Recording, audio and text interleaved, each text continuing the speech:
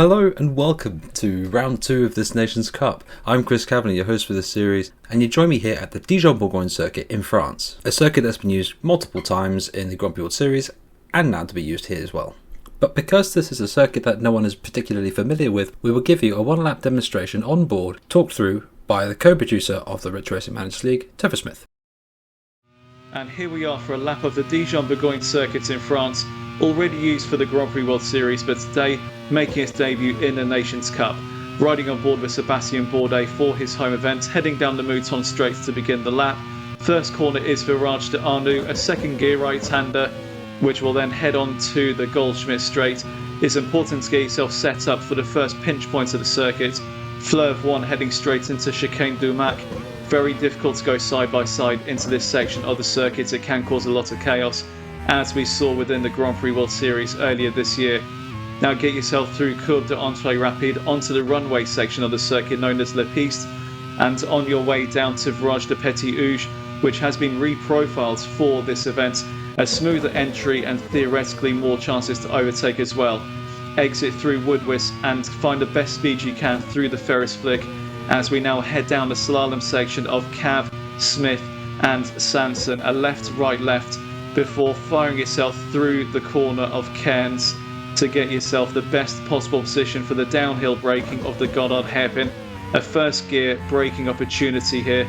Get your braking done the best way that you can and get the power down as early as you can, as we now head back up the hill through the final corner of Dixon. Fifth gear as flat out as you dare and hug the apex as much as you can before drifting out wide. Avoid the barrier on the exit, back down the Mouton straight and across the line. That is a lap of the Dijon-Bourgogne circuit here in France. Thank you for that, Topher. I always love a lap of this place. Fast corners, high top speeds, a lot of danger. Whoever created it is a legend who understands what a circuit should be. But anyway, enough of the sucking up to the designer. Let's actually talk about what we're here for. But before we show Division 2 sprint races and so on and so forth, let's have a look at the standings for Division 2. Felix Rosenqvist leads the championship so far with the victory that he had at Silverstone, with Paolo behind him and Philippe Albuquerque, who won the sprint in Silverstone, in third. Marcello leading the Swiss outfit, bit of a disappointing weekend for Buemi with the retirement, and then going down to Wing Cup Australia, good weekend. Stéphane Riquelme for Monaco was quite a surprise.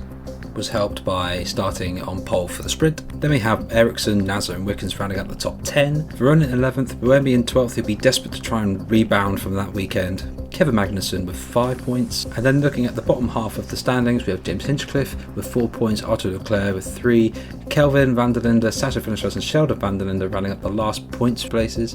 And then we have Rafael Villagomez, Lundgaard, Fuoco, Raghunathan, Carter Cairns, Senna, Fornaroli and Will Power all on 0. And then to remind ourselves of the nation standings, Sweden on top, Portugal in close behind, Mexico 3rd, Switzerland 4th at 24 points, Monaco at 15 points at 5th, Canada 6th, Australia 7th, Brazil 8th on 11 points, and then we've got Argentina with 9, Denmark with 5, South Africa with 3 points, and then both Italy and India on 0 points. But remember, this is the first round where balance of performance does take an effect, so the top 6 places, so in other words Canada and up, will be affected with brake horsepower and downforce hindrance. With all that done, let's now look at the sprint grid, and despite having a highest balance of performance here, Felix Rosenqvist starts on pole for the sprint, Kelvin van der Linde is second, and Tony Felix da Costa in third, with Kevin Magnussen in fourth. Both would be desperate to get some points. Then we have Hinchcliffe and the two Switzerland teammates of Rafael Marcello and Sébastien Buemi of 6th and 7th, both the Argentinians in 8th and 9th for Verona and Sasa Fenestras, with Paolo Award rounding out the top 10. Then to fill out the remaining order, Arthur Leclerc, Leonardo Fornaroli in 12th, just outside the top 10. Last weekend's sprint winner Philippe Albuquerque in 13th, Marcus Ericsson in 14th, Robert Wickens in 15th, Antonio Fuoco in 16th, Sheldon van der Linde and Maho Verhoeven in 17th and 18th respectively, and both Australian cars in 19th and 20th. Not a great qualifying for either of them, nor can it be said for Brazil in 21st and 22nd, Felipe Nasr and Bruno Senna. Not good at all. Then it's Stéphane Riquelme, Christian Lundgaard in 23rd and 24th, and then at the back of the grid, Rafael Villagomez and Narain Carter-Cairns. Now let's go racing. I'm going to hand you over to Ryan Ferris. We're back again for the second race of the season here with the sprint race here of League 2, and it's Rosenqvist on pole with Kelvin van der Linde. The lights are coming on as we come up to 5 lights, and it's go here in France. Oh, and it's a collision already off the start, and that's the rear wing lost for Rosenqvist. So Van der Linde's gone into the back of Rosenqvist off the start.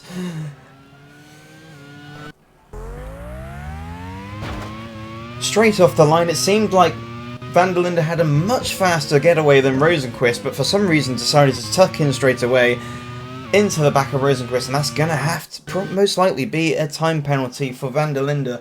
And it's Raffaele Marcello who's managed to get up into second position with Kevin Magnussen in third. Meanwhile, Pato O'Ward, currently sat second in the championship standings, makes his way up into fourth position past a struggling Rosenqvist, who's got a long way to go with that broken rear wing.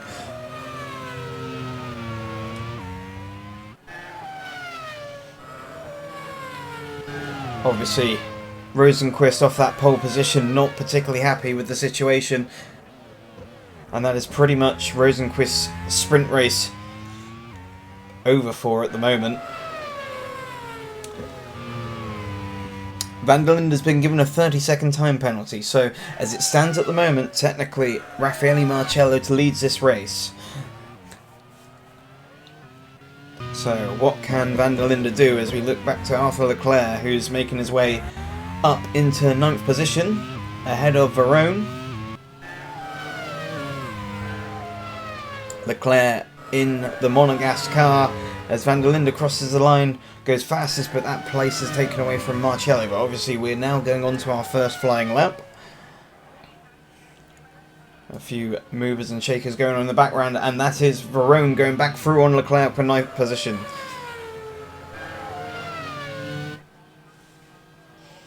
And this is Sasha Fenestraz having a look up the inside of James Hinchcliffe.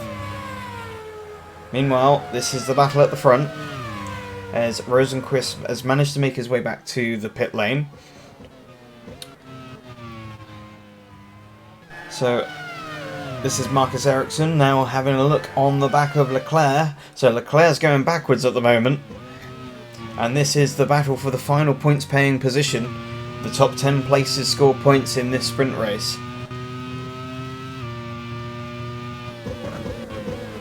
On board with Kevin Magnussen, looking at the back of the Swiss driver of Raffaele Marcello. And this is Hinchcliffe going up the inside of Fenestraz, I believe, but not quite getting it right. And so now he's got Nico Verone all over the back of him.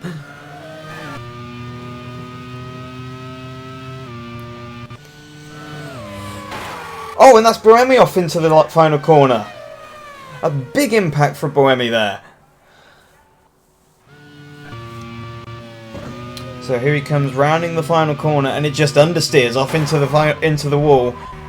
No runoff there for Boemi, and the rear wheel is gone, and that is his sprint race over.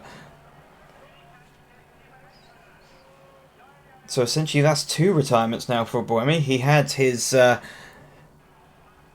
engine failure back in Silverstone in the main race.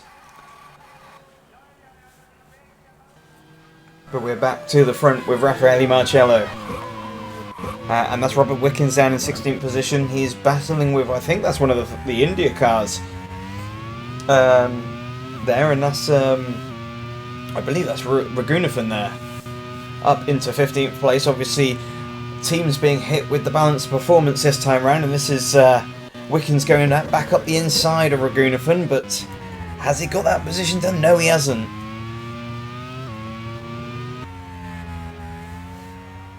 But this is your battle essentially for the lead as it stands, with that 30-second time penalty for Van der Linde up ahead. And this is Fuoco having a big old dive up down the inside of Albuquerque. So Albuquerque, our sprint race winner last time out and 3rd place in the standings, now has to concede to 14th position.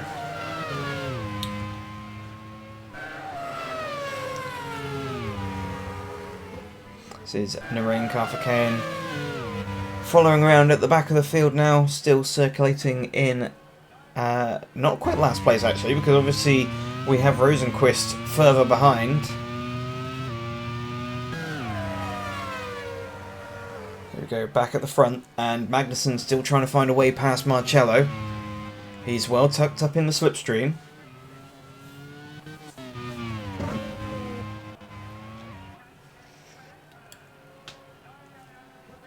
they come through this very technical infield section. And it just seems like during these infield sections, and Magnussen's going for the inside, so Magnussen takes that second position off of Raffaele Marcello. It just seemed like he had so much more grip in the central part of the circuit through all the twisty corners. And he's going to set about Kelvin van der Linde. Van der Linde trying to stretch the gap as much as he can so he can try and find himself within the points, but as it stands at the moment, he'll be outside the top 15. And this is Nico Varone having a look up the inside of Hinchcliffe, but Hinchcliffe shuts the door into turn 1. On board with Magnussen, chasing after Kelvin van der Linde. Obviously telling him that's P2, but the net P1.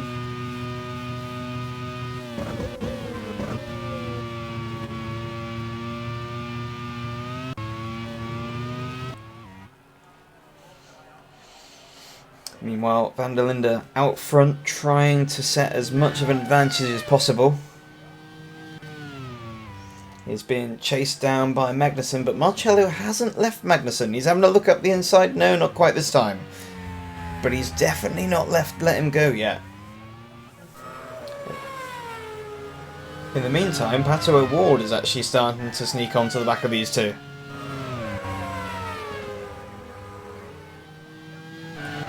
As they come to complete another lap. That's 5 laps in the bank now, and this is Marcello having a look up the inside. And he goes for it, but no. And Sheldon van der Linde is actually calling for wing damage. That's the brother of Kelvin van der Linde. So he's having to pit to have the wing repaired, which has promoted Ericsson into the top 10.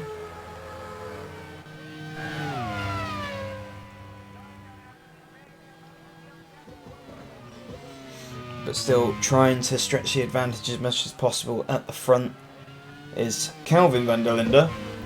But the battle in the background is the one that's the one to watch at the moment, as Magnussen's still not quite managed to get rid of Marcello, who's still within 0.4 of a second.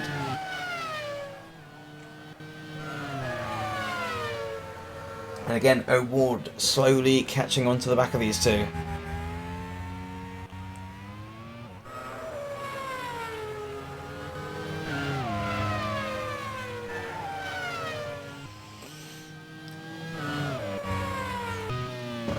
And this is Robert Wickens going up the inside of Felipe Albuquerque for a 13th position.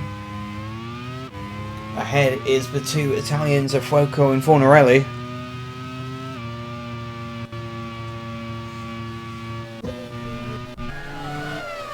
And again, Marcello in the slipstream of Magnussen, but it looks like Magnussen's starting to pull away slightly. And this is Wickens again trying to have a look at Fornarelli into turn 1. No, not quite.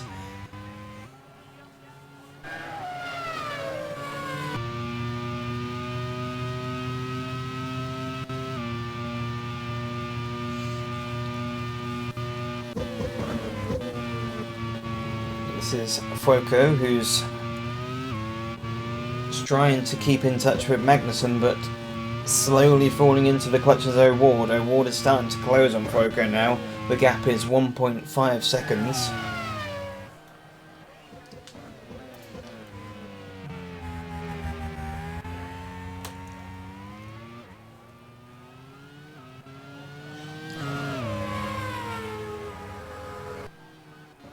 And this is Nico Varone up the inside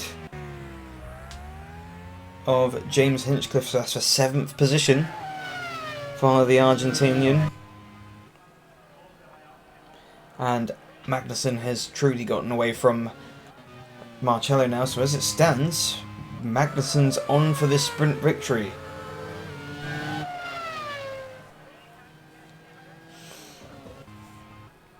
And the gap between Marcello and O'Ward is just over a second now. It's again Wickens trying to get through on Fornarelli.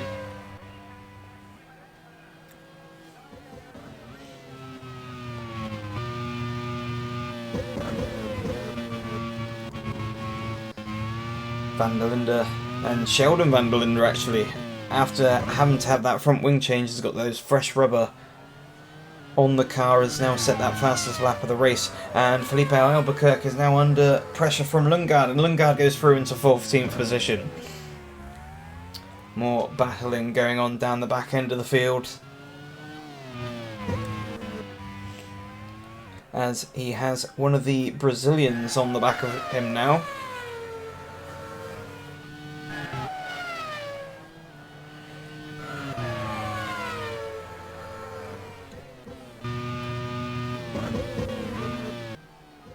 And that is Felipe Nasser going up the inside now. And that's actually to take 20th position. So it's Bruno Senna who's on the back of Albuquerque, and it's Nasser who's once again having shown some late race pace. Verone having a little bit of an instant or lock up into turn 1 there, I think it was. And that's putting him under pressure from James Hinchcliffe, who's going to have another look up the inside.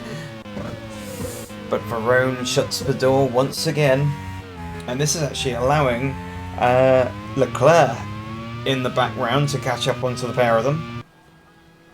It's Willpower up the trying to go up the inside, actually, of Mahir Gunnafen, and this is,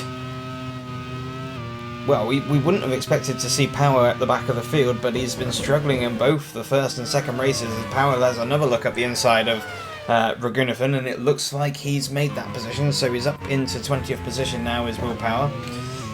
Meanwhile, Bruno Senna has managed to get through on Felipe Albuquerque.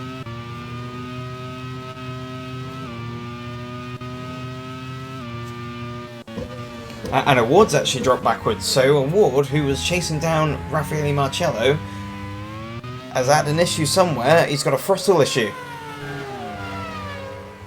Throttle issue for Award, and that's going to put him towards the back of the grid, or back of the field at least. And it's an electrical issue as well for Felipe Nasser.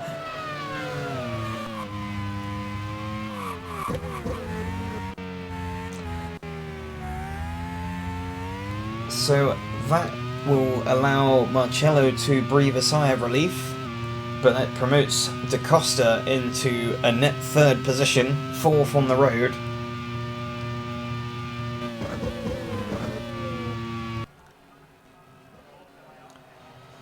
As Calvin van der Linde continues to try and chip away, although he hasn't pulled out much of an advantage now to Magnussen. I think he's used the best of his tyres now. And it still stands with that 30-second penalty, will still be outside the top 15.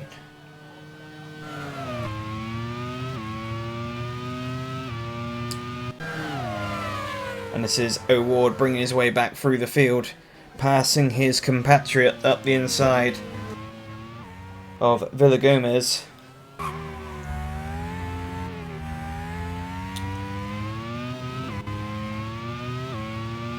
Villagomez obviously not happy with the balance of the car, where O'Ward has managed to thrive in it. O'Ward, who is currently second in the driver's standings after the first round of Silverstone.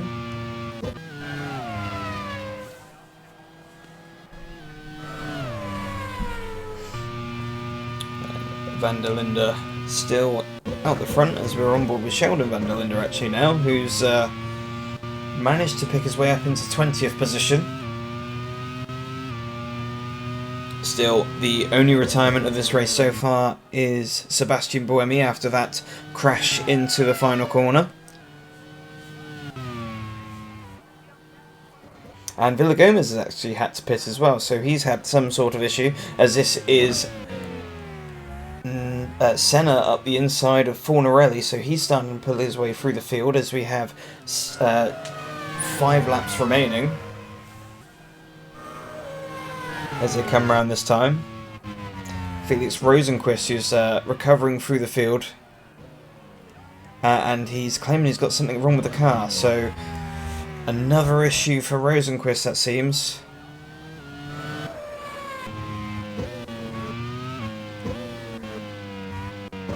The team are telling him to come back to the pits safely, and he really does seem to be all over the place here. Alright, and he's off. Felix Rosenqvist, our championship leader, is off. He's lost his front wing. He's obviously got some sort of issue. We don't quite know what it is. But he's going to have to limp back to the pits and, well, not the best of days for Rosenqvist. Obviously not his fault initially being collected or colliding with Calvin van der Linde, who has been given the 30-second time penalty.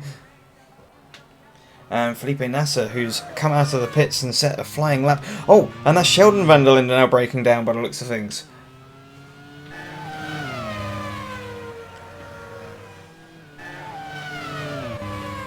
Now it looks to be an engine failure or a water leak there for Sheldon van der Linde, and it's really not going well for Team South Africa today.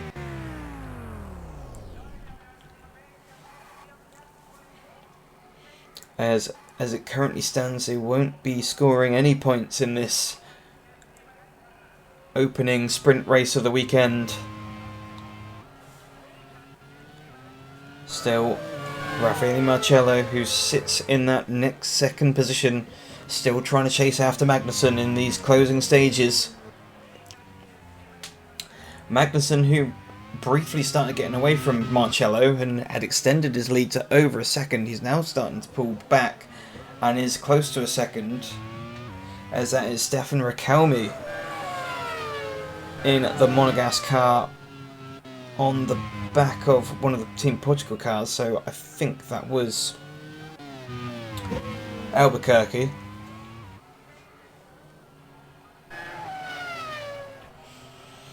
So come through the Ferris flick and Cav corner, the two trickiest corners of this course it seems. We've seen over the few years we've been running this circuit, there has been some drama there.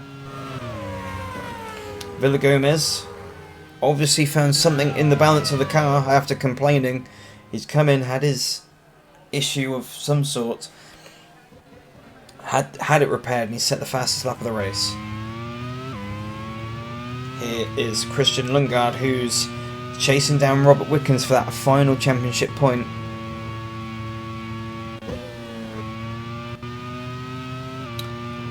So far, Canada doing quite well, with Hinchcliffe in 6th and Wickens in 10th at the moment, so it's going to be double points as it stands, and Wickens is actually on the back of Ericsson.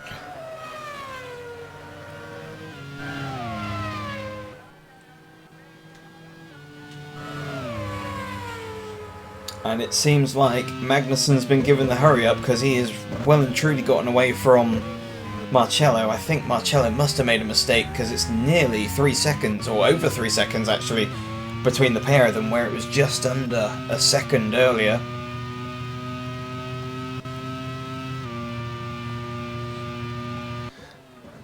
And that's Magnussen! So Magnussen's car has broken down out of the lead, and that looks to be Marcello who's going slow. So Magnussen and Marcello, both first and second, essentially have now broken down out of the race. It would seem, although Magnussen still seems to be going at the moment.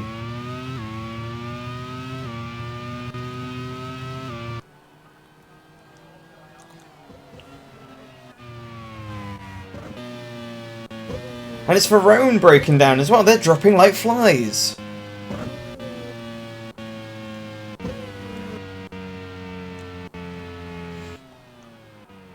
Here's Magnussen coming to a standstill, so that will promote Da Costa into the lead of this race.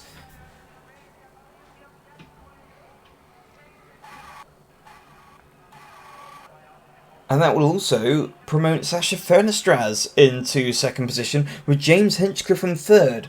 Obviously, Calvin van der Linde first on the road, but still with that 30-second penalty.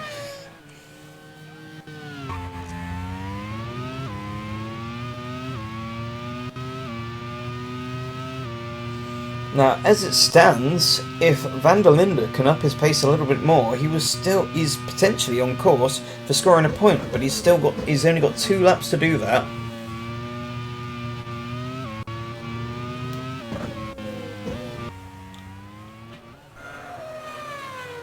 So, Sasha Fenestraz of Argentina second position.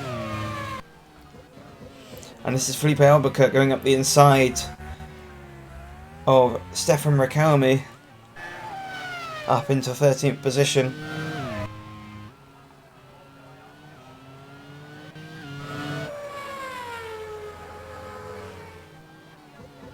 Here he is, Da Costa, our net race leader.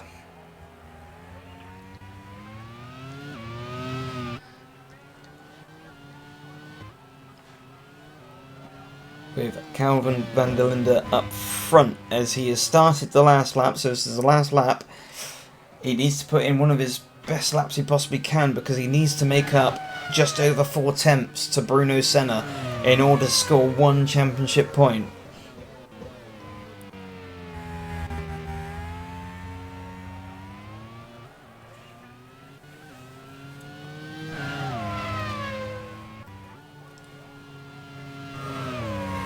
So round the final corner comes Calvin van der Linde. He crosses the line. He may be the first car across the line, but he will not be the winner today. But can he hang on to a 10th position at least from Senna, depending on what time he can do? Here comes Da Costa though, the race winner. With Fenestraz and Hinchcliffe all over the back of him. Did Hinchcliffe get him over the line? Yes, he did! So Hinchcliffe comes second place over the line in what was pretty much a photo finish, but the timing screen has given Hinchcliffe that second position with Fenestraz in third and Leclerc in fourth. Wickens in fifth, so it's brilliant news for Team Canada as the final drivers come across the line. As it stands, van der Linde just missed out by under 2 tenths of a second on scoring a point, and Bruno Senna will keep that 10th place, 9th place actually. And Whincup, no, it was a 10th, so Whincup will be promoted to 10th place and score a point just about. No, he doesn't. So van der Linde comes in with 1 point after all that.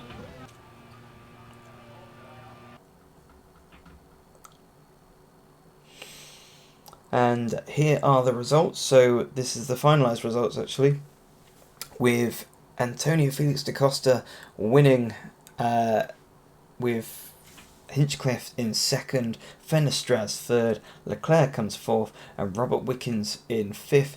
Ericsson is sixth and Lundgaard seventh. Fuoco for Italy in eighth, and Bruno Senna in 9th, and it actually is Jamie Whincup who finishes 10th, so my apologies, van der Linde didn't score a point there.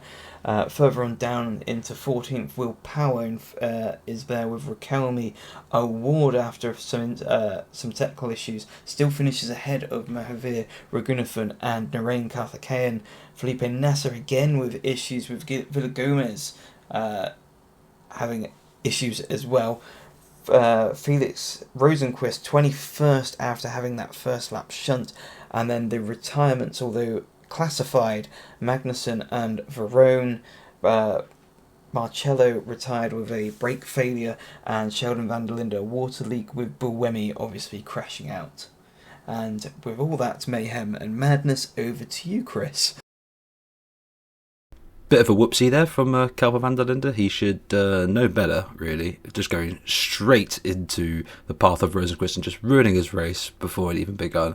Quite comical, but at the same time, not good. But anyway, let's now look to Division 1. And much like we did for Division 2, let's have a look at the standings going into this round. And Philip Hansen is on top with 36 points, Scott Dixon behind on 26, Nick DeVries on 21, Larson, Yamamoto and the rest are all on 16, Magnussen 15, Juncker there with 13 points, James Collado had 11. Remember, he's got 6 points on his licence hanging over him due to his incident that he had with Carl Larson. Then you have Makino and Dunn, 8 kid on 4, Pelot with 3 points, quite a disappointing round at Silverstone, hopefully a rebound here. Ella Lloyd and Dries Van Toor on 2 points each, and then remaining having 0 points, Pagano, Rast, Bourdais, Stuvik, Ten Voorde, Losserer, Evans, Liwet and Navarregel and Ix. And then when we look at the nation standings, England on top with 47, New Zealand at 41, quite close there. Bit of a drop away for USA on 25, Netherlands 21, Japan also 21, Scotland 20, Spain 16, Ireland 8, Wales 2, Belgium 2, France, Germany and Thailand all on 0. Germany want to have some kind of reaction to this. But one thing that goes in their favour, of course, is that the top 6 are going to be effective a balance of performance, so hopefully something can come from that. One thing to note before we go any further showing the standings is that there's been a driver swap at Belgium. Vinita X is now out with Mark Goossens taking the spot. Hopefully that brings greater fortune for Team Belgium, who are equally, a bit like Germany and France, all on 0 points, need some kind of rebound. But now with all that admin out of the way, let's have a look at the grid. James Collado takes the pole for the sprint, with Jack Aitken beside him, Joseph Newgarden in 3rd, Nick de Vries in 4th, Daniel Jongedaer for Spain in 5th, Sandy Stuvik in 6th, Philip Hansen in 7th place, Simon Pagenaud 8th, Sonny van Gisbergen in 9th, Alex Palou 10th, Andre Lotto just missing out on the top 10 in 11th, with Elfyn Evans beside them in 12th. Then you have Naoki Yamamoto, Alex Dunn, Rene Rast, Paul de Resta in 16th, Sebastian Bourdais in 17th, you could argue a bit disappointing for a home Grand Prix, Tadasuke Agino in 18th, Scott Dixon with a bit of a low qualifying, that probably could be down to balance performance and just not having the form. Next to him is Nathan Italy Navarro with Max Hart in 21st, Ella Lloyd in 22nd, Carl Larson 23rd, Larry Tinvorder with a low qualifying compared to his teammate down in 24th, and then on the back row, both Belgian cars, Dries van Tor and Marco Goossens. And now I hand you back to Ryan Ferris for the commentary for the race. After all the chaos and carnage of the Div 2 sprint race, what has Div 1 got in offer? Are we going to see all drivers make it to turn 1 unscathed? Let's see as we're at to 5 lights. And it's go! So great start from poleman Collado as Aitken is in 2nd position, but that looks like De Vries trying to go around the outside, and who's that? That is Collado going off! Collado off into turn 1, and that's allowed Aitken to go up ahead. De Vries must have got caught up a bit there as Newgarden's managed to sneak into 2nd position. But cold brakes, he claims, from Collado, and that has put him down to the back of the field. But it is Jack Aitken of Scotland. And Van Gisbergen's also been rear-ended by Lotterer. So Van Gisbergen in trouble there. But Aitken, who's managed to get a storming getaway, as we look as the Belgium cars at the rear, obviously in their new livery this time out, in the traditional colours of Belgium as opposed to the Tintin-esque livery that they ran in Silverstone. That's Van Gisbergen limping the way back to the pits for Team New Zealand.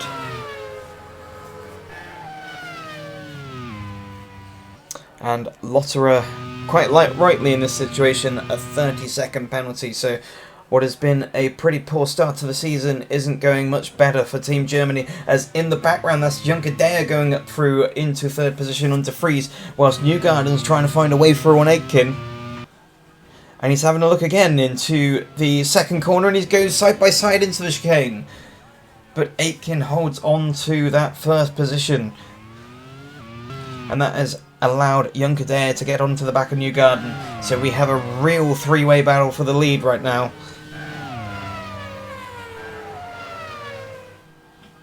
And Jongedaer is having a look up the inside of Newgarden, and he makes that position. And Newgarden forced out wide, and De Vries thought he could have a go there, but that's allowed Jongedaer off up the road after Aitken. Aitken's been given some breathing room, however. So the gap is now up to 1.4 seconds. And Newgarden under attack again from De Vries, so De Vries goes up into 3rd now. So after a storming start from the American, he's starting to go backwards.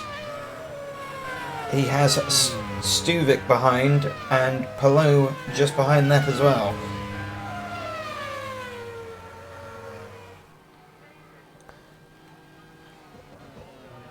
And Simon Pagenaud's actually set the fastest lap of the race. So Pagenaud in 7th position, who's currently closing up behind Palou, but Palou's having a look up the inside of Newgarden.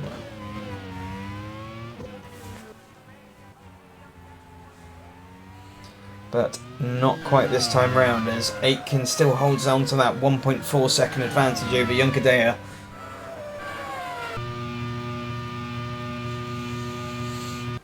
And Palou again having a look up the inside of Newgarden, and he makes it stick this time round.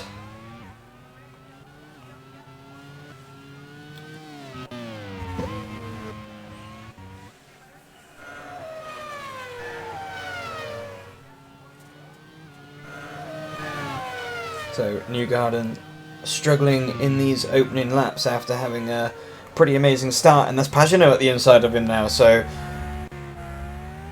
Newgarden demoted down to 7th position. He's got Hansen, the championship leader, behind him now.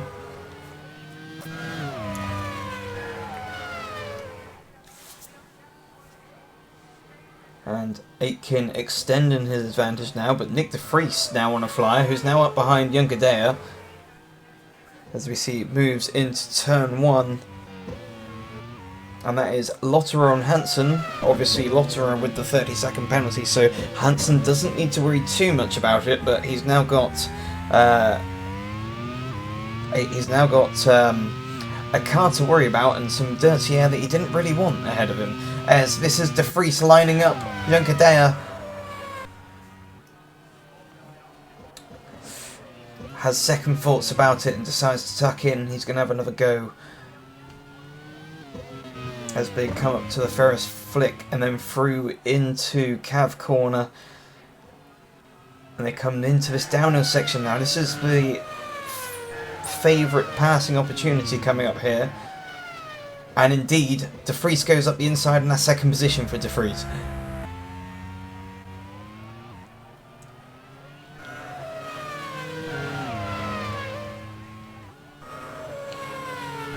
So those who started off well, they seem to be falling back. However, Aitken still extending that advantage. Although de Vries is now cutting into that advantage of Aitken. So with 4 laps completed, that's Alex Dunn under attack, and that is Lead Botanavagru going up into 15th, the Thai driver. Oh, and that sounds like contact. So Andre Lotterer, what has happened here? And it looks like the car's had a failure of some sort. Oh, and has been hit by, I think that's Lloyd.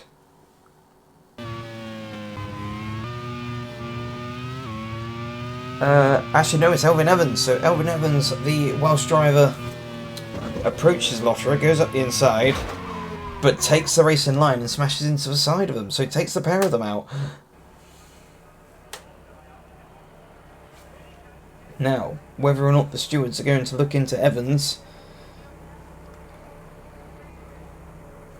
as although Lotterer was retiring, and that's the confirmation there of a transmission problem, he did crash into the side of him, which took himself out in this situation. And that promotes Yamamoto and Rast into the top 10. The stewards have deemed no further action though. Oh, and Junkadea's got a slow puncture.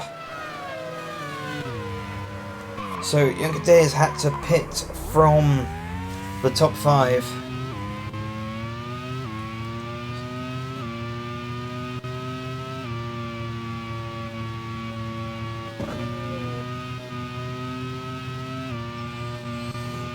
Is on board with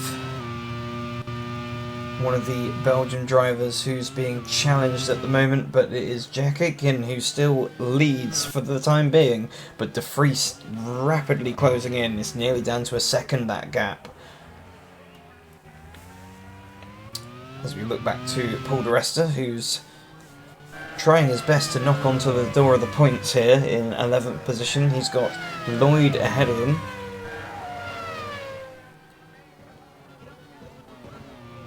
And at the inside, oh, that looks like an issue for Lloyd, and that is it, Ella Lloyd going off. So another car failure. And it's another transmission failure, so really taking a beating on the transmissions around this Dijon-Bourgogne circuit. But up ahead, it is Aitken who is still hanging on to that lead. It's now down as they cross the start-finish straight once again to 0.8 of a second. So what was once 1.5 seconds He's now getting dangerously close. Is the Dutchman as we look at the Team Japan car. Try of Makino trying to get his way through Bourdais into turn 1.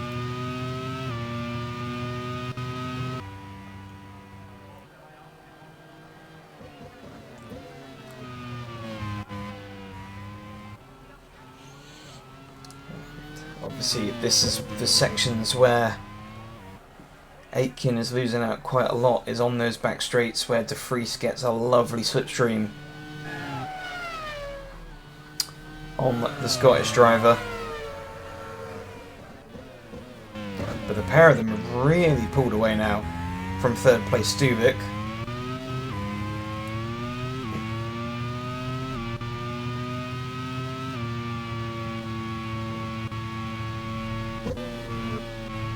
The Freeze still closing as they round the final corner. And the gap is down to 3/10, so he's definitely within striking distance now, is De Vries.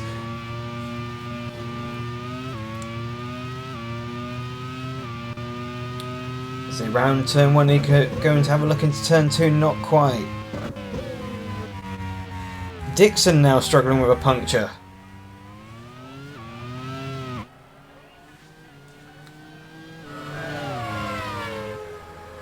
And De Vries all over the back of Aitken now. He's going to line up for a pass.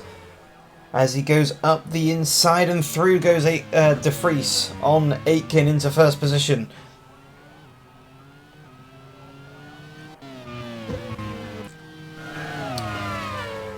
And this is Larry Ten Voigt going up the inside of Dunn and taking 10th position. And there's a car smoking in the background. I think that is De Resta.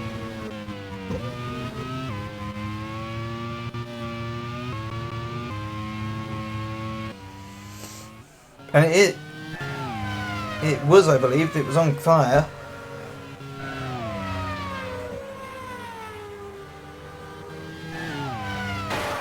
Oh, and that's off. De Vries is off. De Vries crashes out from the lead.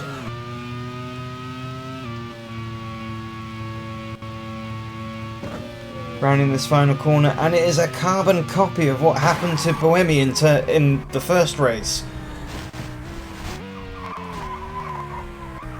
And that is a big impact for Nick De Vries, who is now stuck in the middle of the circuit. He is okay though, as Aitken retakes that lead position with Stuvik in second and Pagenaud in third. And there is De Resta on fire now.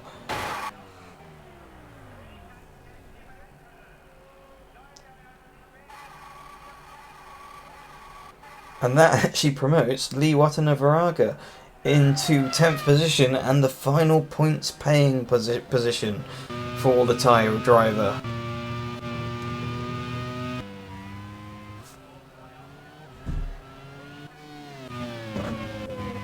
Ten Voigt now also in 9th position, but we look to Simon Pagenaud, who is now closing up on Stuvik for that second place. As we look back to Dries van Thor in 15th position, making up a place past Collado. Obviously Collado recovering from that first corner off. And it looks like obviously Collado is struggling because he has now got a gaggle of cars who have had to pit, who are running up the front, and they're on much fresher tyres, as that looks to be Junkadea going up the inside.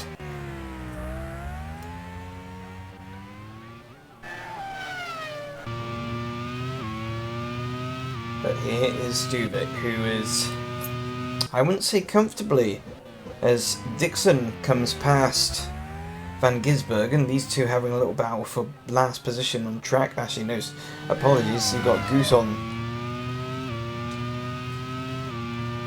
at the back, but this is Pagenaud fighting for that second position. He's been out of racing for a couple of years following that terrible crash at Mid-Ohio. So this will be a welcome return at his home Grand Prix.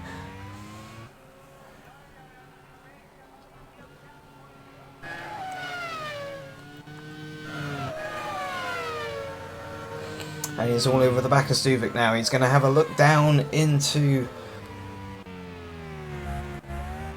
the left-hander and goes through into second place. And he's got Palou closing on to the back of these two now. So Palou, who's managed to find a second wind in these final few laps of this sprint race. But Stuvik's not done. Still in the slipstream. He's going to go back at Pagenaud down now on the start-finish straight. Stuvik has a lunge down the inside, but Pagenaud shuts the door.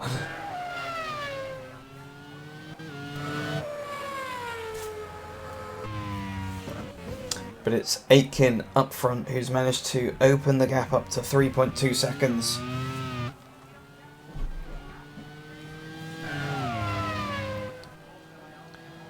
And Yamamoto sets the fastest lap.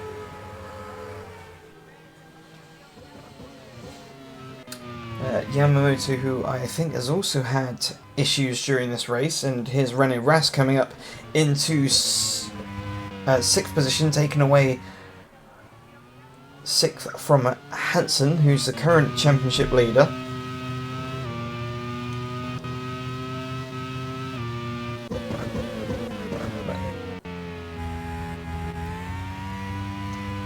But here comes Aitken, who rounds through the final corners once again, and once he crosses the line, will be 5 laps to go.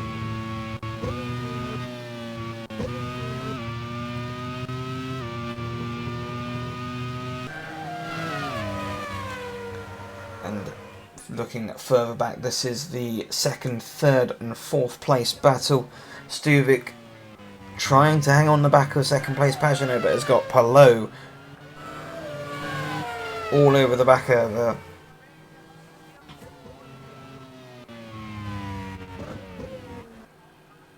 This is Junkadea making some more moves, as I think that is up the inside of lap 4.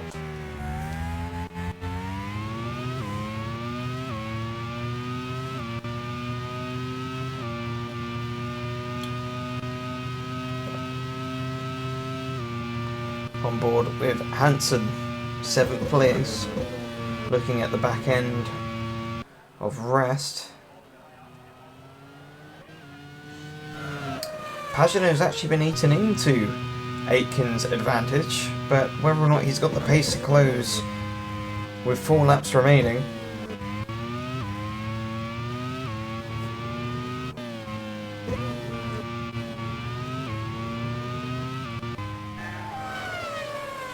As Pagenaud has really pulled away from Stuvik now, pretty much in a safe position in 2nd at the moment, but Stuvik still under pressure from Palou as Collado moves up into 15th position.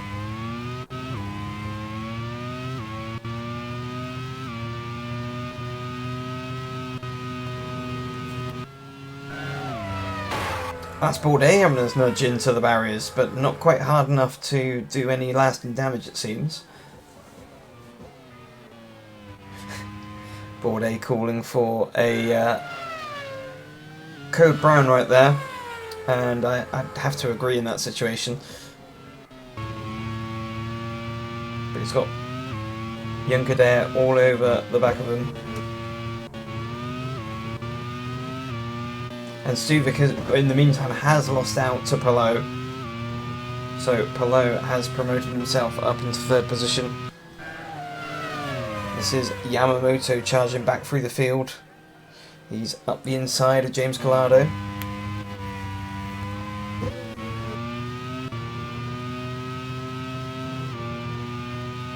And this is Ten Void, who has got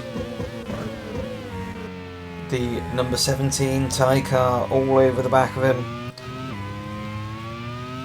He's going to have to try and hold on for another 3 laps to that 9th position.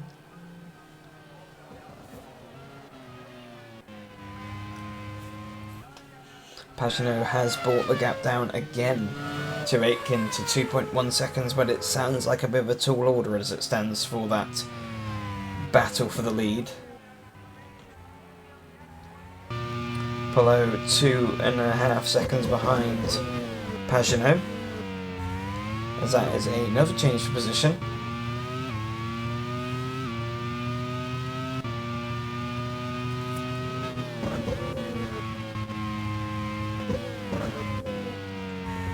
think that was Collada going through on Van Thor there.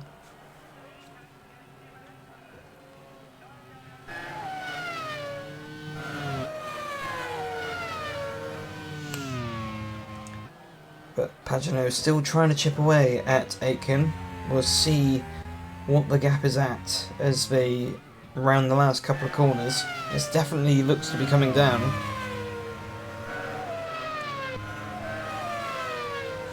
Pelot trying to chase after Pagenaud, but that definitely seems like a bridge too far for the Spaniard, who is comfortably now in that third position and has dispatched to Stuvik.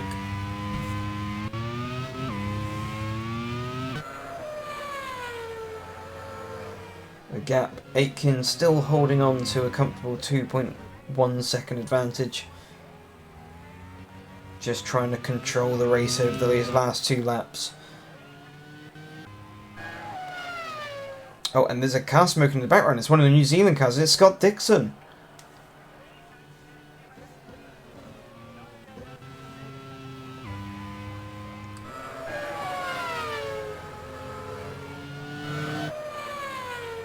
So Dixon, and it's on fire now for sure. And after what was a typical Dixon performance out in England, he's been let down by the machinery this time round. But he's still got the main feature race left to go. That's where the big points are scored.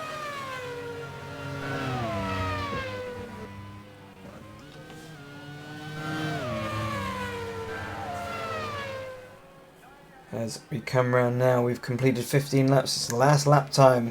Pagenaud has closed the gap to 1.7 seconds, but it's a bridge too far, I believe, unless Aitken makes a mistake.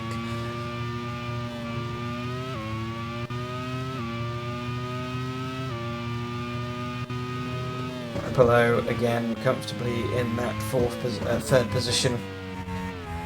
Stuvik, however, is coming under pressure from Newgarden on this final lap. And this is Goosen is in 20th position, still round and round the back. But this is Aitken, race leader as they come through the Ferris flick and through into Cav corner. He's then just got the downhill, the left, and then followed by the final corner. And barring any mistakes, this looks like this is Aitken and Scotland rounding the final corner to cross the line. And it's a win for Aitken and Scotland. Simon Pagenaud on home soil comes second, with Pelot in third. And there's a gaggle of cars coming over. Stuvik holds on to fourth with Newgarden fifth, and Rast all together to be sixth position. Ten Void holds on to ninth, and it's a great day for Thailand with double points in the sprint race. Collado across the line, obviously he's going to be frustrated with that turn one. And Van Gisbergen 19th. Not the day he would be expecting, but hopefully he can turn things around come the feature race later.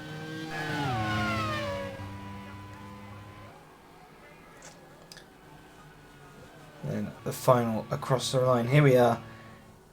Jack Aitken for Scotland takes first place ahead of Simon Pagenaud, Alex Pelot, Sandy Stuvik in fourth. Joseph Newgarden just managing to hold on to that fifth, nearly taking fourth, and Rene Rast in sixth. Philip Hansen manages to get seventh position with Alex Dunn in eighth, and Ten Voord in ninth, with Liwat and Varagu in 10th, rounding out the final points paying positions. Makino, Larson and Bourdais was 11th, 12th and 13th, with Juncker in 14th, Yamamoto 15th, De Vries 16th, Collado 17th, and Max Hart 18th, Shane Van Gisbergen in 19th, and Mark Goosenes in 20th. Now, the rest behind all retired. Scott Dixon was classified, but the Ferris in 22nd due to his crash. Paul Arrester with the engine failure, Lloyd and Lotterer with transmission problems, and Evans also involved in that accident that involving Lotterer. And with, well, another chaotic race finished, it's back over to you, Chris. Well, that was quite a high attritional affair compared to last round, but it's good to see different winners, and seeing James Collado throw away the start like that is eyebrow raising, that's for sure. But hey, he won't be the last to do that. And the double retirement for Wales, that's upsetting, but if you're going to have a double retirement somewhere, it's best off having that in sprint because the feature's where all the money is, so it sucks, don't get me wrong, but I'm glad to have it now and just hope it doesn't happen in the feature. But let's revert our attention back to Division 2 and the feature grid now. 3 points right off the bat for pole position goes to Pato O'Ward, a very good performance there. Then both Argentinian cars in second and third place, Fenestras and Varone, 700ths away from O'Ward and 3,000ths between each other. Then it's the two Swiss teammates, Buemi and Marcello. Then in 6th and 7th places is James Hinchcliffe and Kevin Magnussen respectively, and Teddy Felix Acosta and Felix Rosenquist in 8th and 9th. This is due to Kelvin van der Linde, who took that 10 place penalty, so he slides all the way down the order, which then gives Alton Leclerc 10th, Leonardo Folorelli 11th, Philippe Albuquerque 12th, Ericsson 13th, Robert Wickens 14th, Antonio Ferrari 15th, Sheldon van der Linde in 16th, Mahovo Vergunnethan at 17th. Van der Linde finds himself all the way down in 18th after that, and then the order remains unchanged after that, with both Aussie cars in 19th and 20th, both Brazilian cars in 21st and 22nd, Raquelme and Lundgaard 23rd, 24th, Rafael Villa Gomez in 25th, and then Narain Karthikeyan in 26th. But now it's feature race time, and I hand you back to Ryan for the race. And here we are for the Division 2 feature race here at Dijon. Very chaotic few sprint races that we've seen. Can we have more of the same coming into this longer distance race? It's lights on and lights out. O'Ward gets a good start and Fenestras tries to tuck in behind, but doesn't manage to get through as there's a colour going off in the background, it seems. And that looked to be Robert Wickens potentially hitting the wall. We look to on board. Oh, and there's contact with one of the Team Portugal cars, and that sends them into the barriers. But through at the front, it is O'Ward. And it's Fenestras trying to have a look down the inside, but that's not going to work, and that's sent him wide, and it's put his teammate, Nico Varone, all over the back of him there. Kelvin van der Linde suffering down the back end of the pack after a 10-second or 10-place grid penalty for his misdemeanors in the previous race.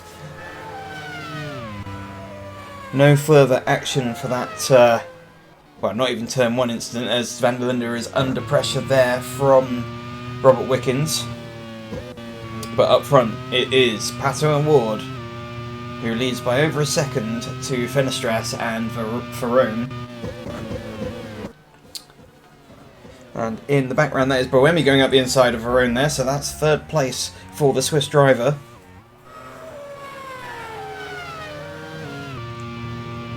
As they come round now to complete the first lap. As they fire out that final corner, very close up to that wall.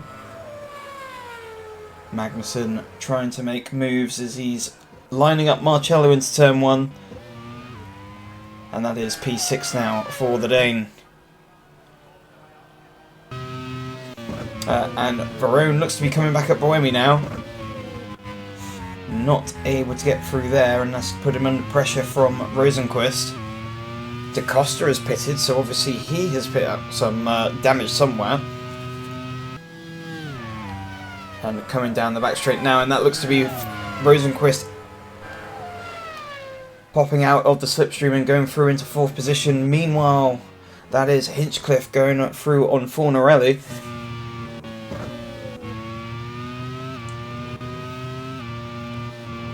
Still O'Ward out in front, trying to cover off Fenestras with that 1.2 lead, as we cut back to Varone, who's being passed now by James Hinchcliffe. Is that? No, it's Magnussen, sorry. So we look to Buemi, who's managed to go 2 laps now without hitting the wall that is now being dubbed potentially dubbed the Wall of Champions. as we've now had 2 previous champions hit that wall. I was talking to one of the talking to the track designer of recent, and that's actually Raffaele Villagomez going slow. So an issue there for Villagomez as Albuquerque's getting all over the place and getting really beat up through that chicane. On board now with Jamie Whincup. Down towards the back end of the grid with Will Power. Again, still Team Australia not having the best of times here, and you'd expect the pair of them to be much further up the field than they actually are at the moment.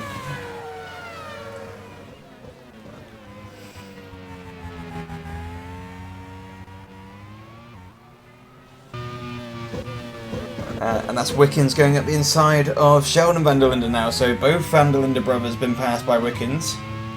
And Albuquerque's gone through on Gowin van der Linde.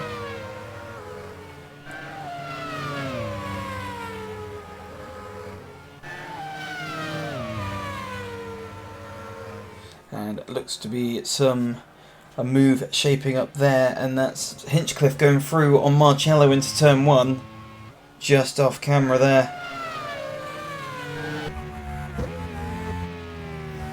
This is Sasha Fenestras, who is keeping that gap fairly consistent between O'Ward.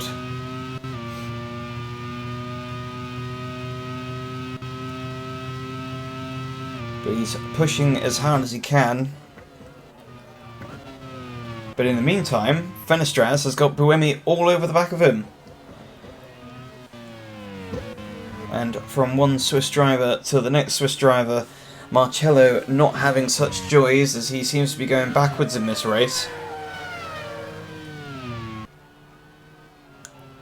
Oh, and that's Rosenquist again! Like the sprint race, he's gone off and lost his front wing.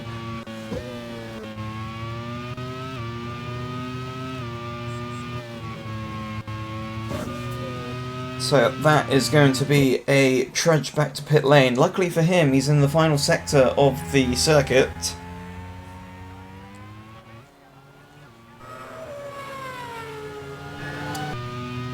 But Team Sweden are going to have to switch up the strategy now for Rosenquist as Fenestras gets very close to that wall. And Buemi's going side by side now down the start-finish straight. And goes through into that second position. So now has Buemi got the pace to go and catch O'Ward.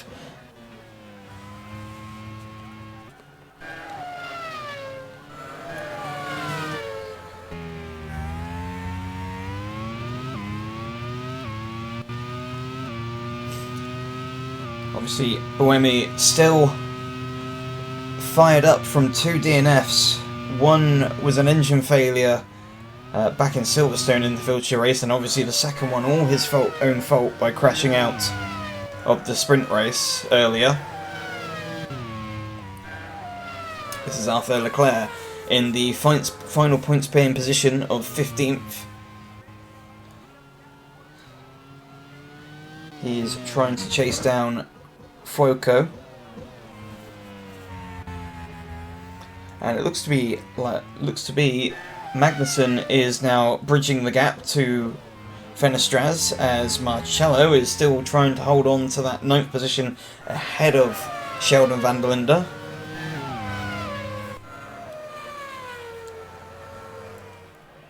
And the gap is slowly coming down between O'Ward and Buemi.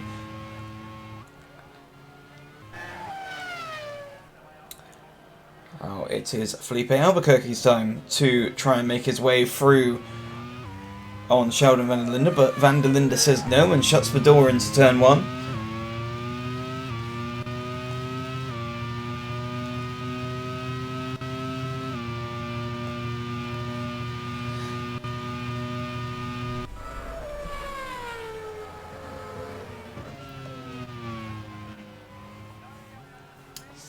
Rattle through this first sector off of the now disused runway.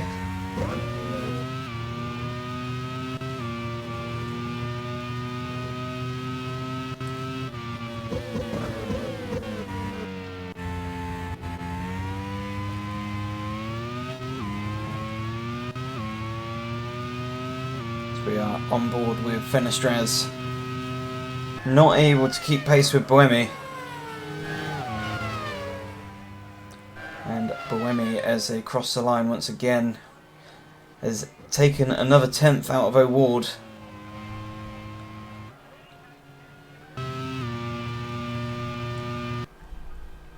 And Felipe Albuquerque's having another look into the inside at turn 1, but again is shown the door.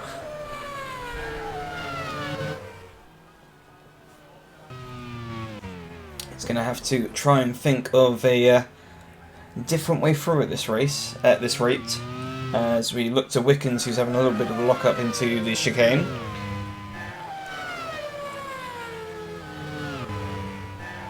Wickens, who is trying to catch up onto the back of Fornarelli and Hinchcliffe, his teammate. Again, another good showing here by Team Canada.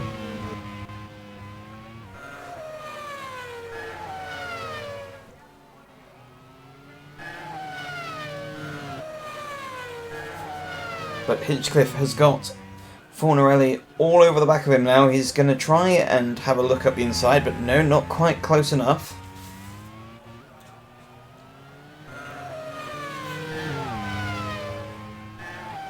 But in the meantime, the pair of them are gradually coasting onto the back of Nico Varone in 5th place. But it looks like Fornarelli's got to drive out of the final corner. They're going side by side into turn 1, but not quite alongside enough there for Fornarelli. And this is a battle at the rear end of the field. This is Ragunathan in 13th, who is in tow behind Sheldon van der Linde, Kelvin van der Linde and Felipe Albuquerque. So this is 10th place back to 13th, but with these guys all squabbling ahead, Leclerc and Fuoco are starting to join onto the back of this. And this is Fuoco having to go at Leclerc into the end of the back straight.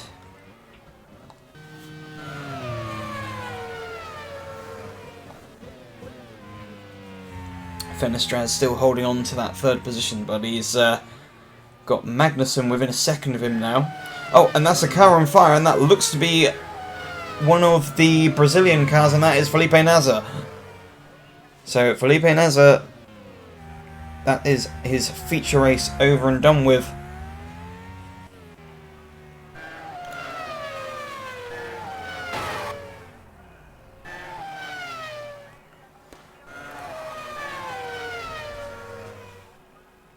So that is another retirement there for Felipe Nasr, who was towards the back end of the field, and Varone having another little lock-up into that chicane. Can't afford to have too many of those, as he has got Hinchcliffe and Fornarelli, as I already said, starting to close in on him.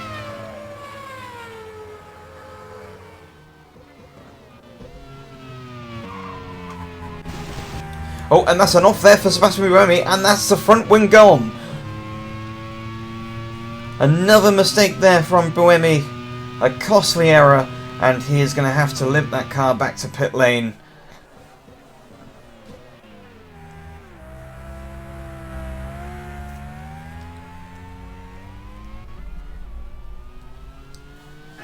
So that is another podium potentially gone for the Swiss driver. There is still plenty of laps left to go, and a change of strategy that could possibly help him stay and within the mix, but he's into pit lane, and that promotes Fenestraz into 2nd and Kevin Magnussen into 3rd.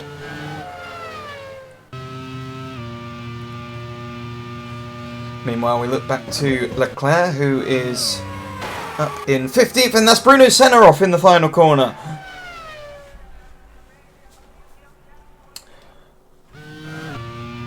Bruno Senna with another major off, so that's Team Brazil. Both cars out within the space of a lap.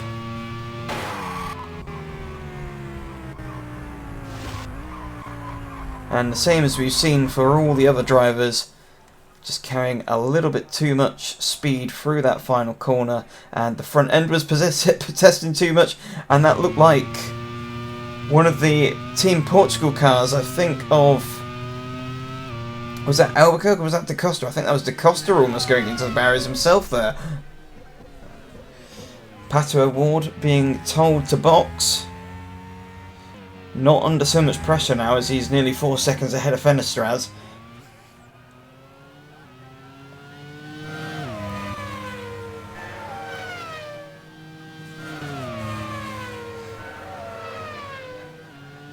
With Team Argentina looking to be having quite a good day, as O'Ward indeed comes into the box.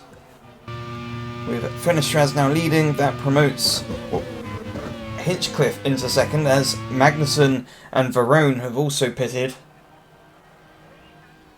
I was about to say, things are looking pretty peachy for Team Argentina, as they did have 2 cars up in the top 5 just then, but hopefully by the time the pit stops have all rolled out, it should be back again, as that looks to be Ragunathan trying to have a go at Kelvin van der Linde, but not quite working. We look further back to Karthikeyan, who is also bringing the points at the moment. Don't forget, in the feature race, it is the top 15 drivers that score.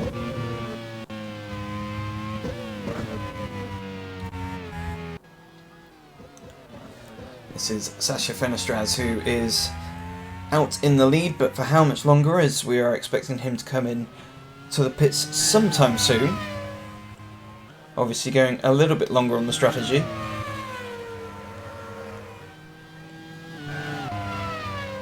As he comes around and completes another lap. Here's Fornarelli in 3rd position. I think for sure Team Italy will be having a bit of a nosebleed up here, considering the trials and tribulations they had in Silverstone. In some cases barely even appearing on the timing screens back there. But O'Ward already going about his business on trying to make his way back through the field after that pit stop. He's just dispatched of Stefan Riquelme.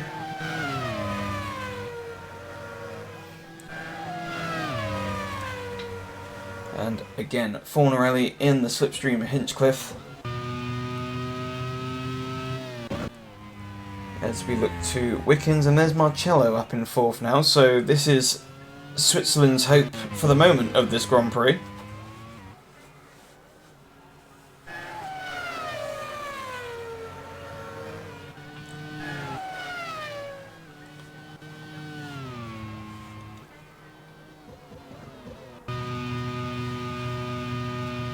Is Ragunathan. I think it looks like he's lining someone up for a position, and that is Da Costa, who's managed to move his way through on now. So Ragunathan, who has pitted and is on much fresher tyres than the Portuguese driver, moves up another position, but as it stands just outside of the points. Hinchcliffe is now pitted from 2nd position, and so has Fornarelli. So that brings Marcello and Albuquerque into 2nd and 3rd. Fenestraz is staying out for a little bit longer, so he's going longer on this strategy with the hope that he's going to have a decent tyre offset in the second half of the race.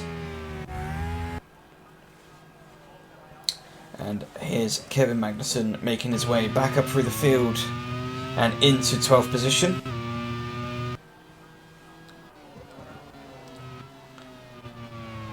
And there's Felix Rosenqvist, who's recovering from that broken front wing earlier, up into 13th.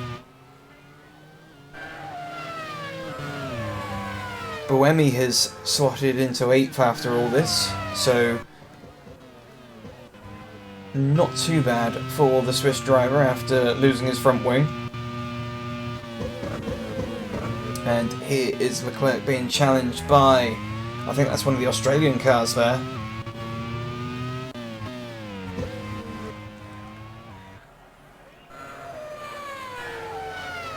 And that was Will Power going up into 18th that we saw there, and he's got Lundgaard behind with Whincup. And Kelvin van der Linde has pitted. And Felix Rosenqvist has broke his way again. There he is, going backwards.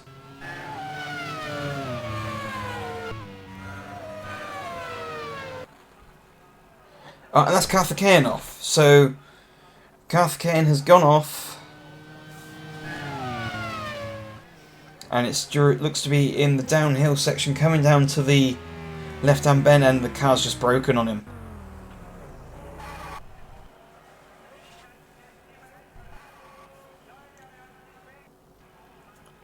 So, puncture for Kavaney. That leaves Raghunathan, the sole remaining Team India car, in 13th position.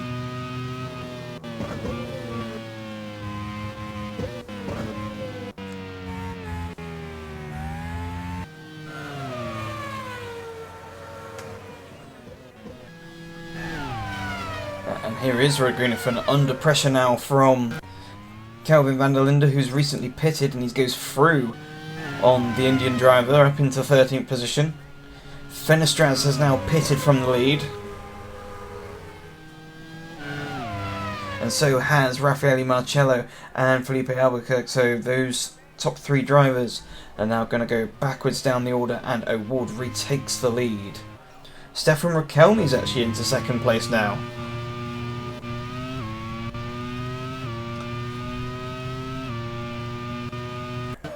So Stefan Rakelny, who I believe is still yet to stop in this race, is up in second, with Buemi recovering from that broken wing in third.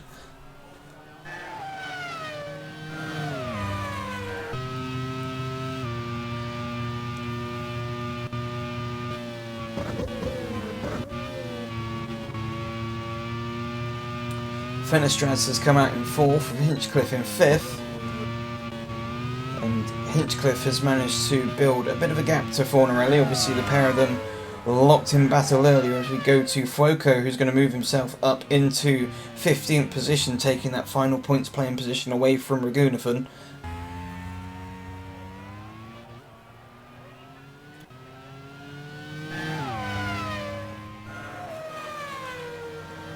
But here is Stefan Rakelny in second position, as we look back to Felipe Albuquerque, who's going through on Sheldon van der Linde to take 10th position. As I say that, Rakelny's taken to pit lane, promoting Buemi and Fenestraz, and that's Marcello hitting the barrier. Luckily the car is okay.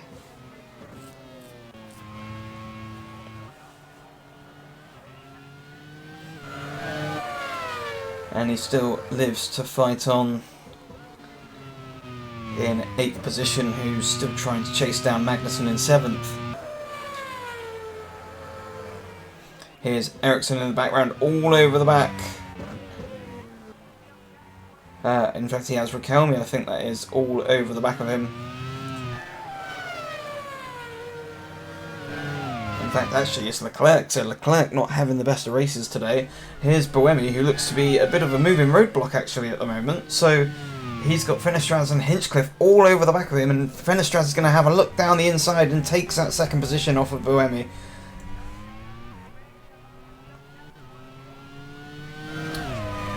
Fenestraz on much fresher tyres than Buemi. Obviously, Buemi having to take to pit lane a lot earlier as a result of that broken front wing. And he's got Hinchcliffe all over the back of him again. Hinchcliffe's going to try and draw level and takes third position away from Buemi, and Fornarelli's now over the back end. So this is not happy hunting at the moment for Buemi, as Fornarelli has a look down the inside, but Buemi shuts the door.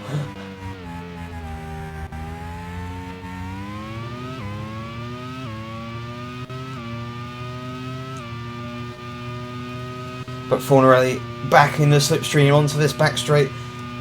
I think he's ducked out a little bit too early, but he's still going to have a look down the inside, and he takes that fourth position away from Buemi. So Buemi down in 5th. And that's Hinchcliffe off from 3rd. So Hinchcliffe has lost it coming out of the Ferris flick into Cav.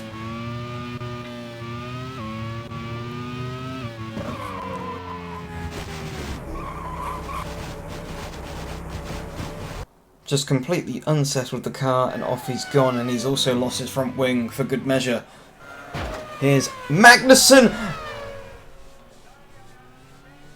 And that's Hinchcliffe coming back onto the circuit. And what looked to be a very unsafe rejoin and gets collected by Magnussen. How Magnussen's not been taken out the race himself, I do not know.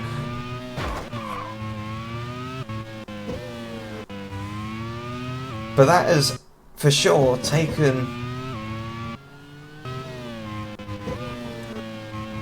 Well, Magnussen I think's got a broken front wing, so he's going to have to come back to pit lane. But Hinchcliffe coming back onto the course. No real consideration for his competitors, and he is out of the race.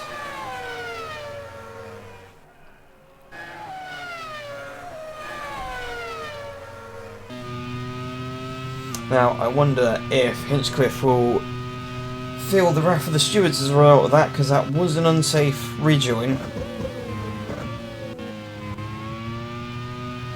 But it looks to be no further investigation.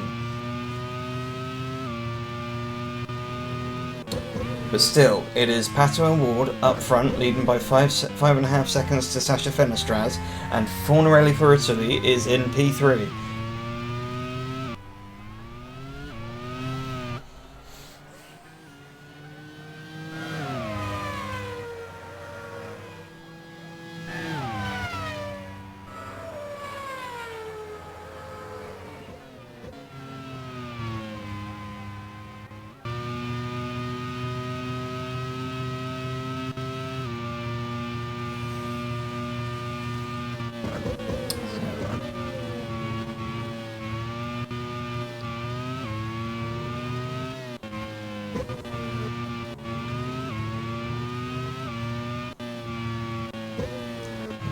Stay on board with the number 5 car, and O'Ward rounds another lap as Marcello goes up the inside to take 6th position away from Magnussen. So obviously Magnussen not in the best of condition, potentially carrying some damage as a result of that incident earlier. Fenestraz being told that he's 2 seconds a lap quicker, and indeed he has taken quite a lot out of O'Ward that last time round. But still, this is Leclerc down the back end of the field, pressuring Ericsson for that 18th position.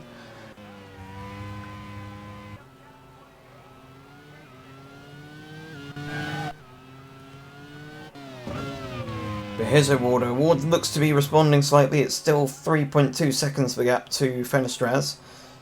It was 5.5 seconds earlier, so Fenestraz being given the hurry up, and indeed he is responding this lap, is Fenestraz. He's closing the gap even more.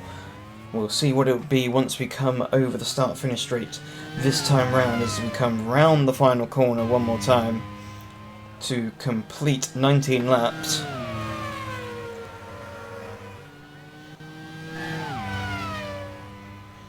Here's Fenestraz, and across the line is down to 2.3 seconds now, so Fenestraz is closing at a rate of knots onto the lead of O'Ward.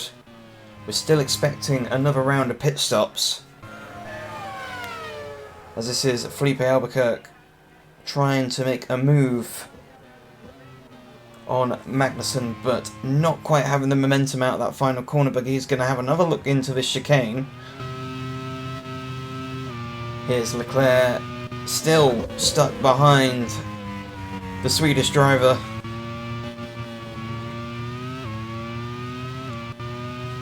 And he's been trying for quite some laps now, and he's definitely going to be getting frustrated, as he has shown he has got the pace should he manage to get past. This is Fenestraz, he's cut it down to 1.9 seconds now as Albuquerque comes through on Magnussen, so up into 7th position. He's now going to chase after Marcello in 6th. But you can now see them together now as they round the final corner. O'Ward, what's it going to be as we come across the line?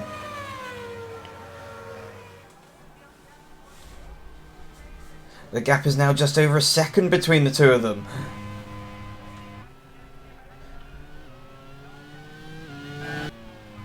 So Fenestraz closing in on Ward. Is he going to manage to make a move before the next pitch stop window?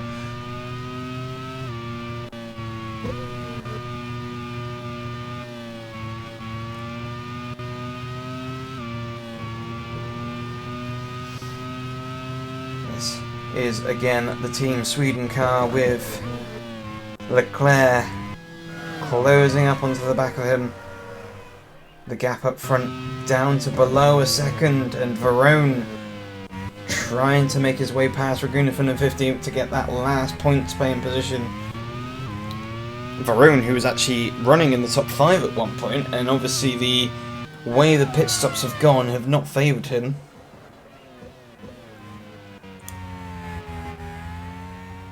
Words of encouragement there from the team to Pato O'Ward, trying to will the Mexican driver along, as he's got a very fast Argentinian behind him, and he's tucked up in the slipstream now as they come out the final corner. He's coming out to have a look. He's ducked out the slipstream and he's going to have a look into turn 1, but no thinks again, so he's going to try and line his way up to the chicane coming up. The chicane's not a favoured passing spot, so he holds position into this chicane and then firing out round these corners onto the old airfield, and he doesn't look to be quite close enough yet to make a move, because the next opportunity is usually down the end of this straight, but it seems O'Ward had a better drive out of the corner onto the straight. Oh, and there's looks to be a move going on there between Verone and Whincup there, so Whincup showing a wheel, but Verone having none of it.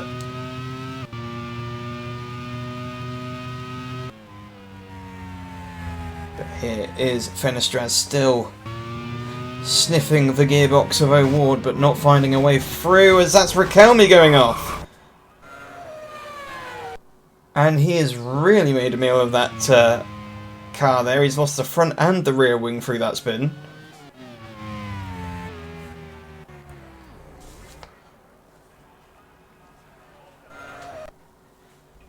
And that is costly for the Monegasque driver, who was running in the top 15 and in the points.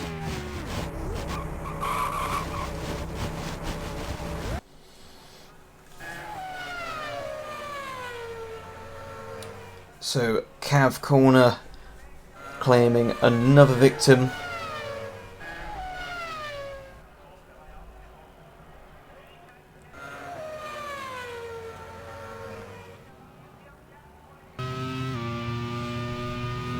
Meanwhile, back at the front,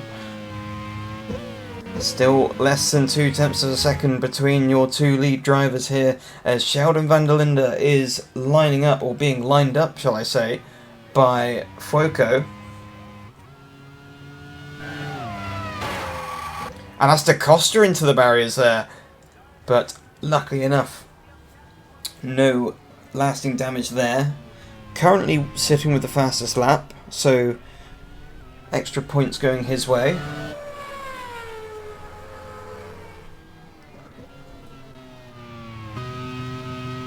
So Riquelme's made it back to the pits, but this is for Fenestraz all over the back of O'Ward again, and Lundgaard's lunging for a position against Fuoco for 12th, but not quite getting through.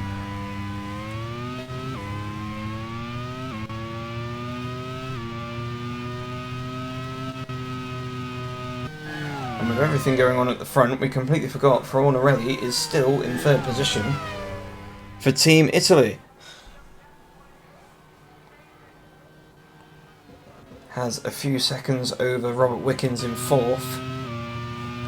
O'Ward still hanging on to that lead.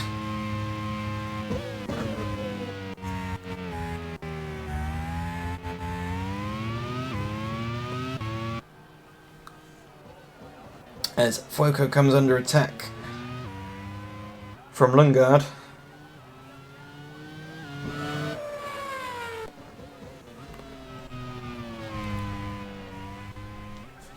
O'Ward again, still 8.5 laps left to go, so I don't think they are going to do another pit stop in this race.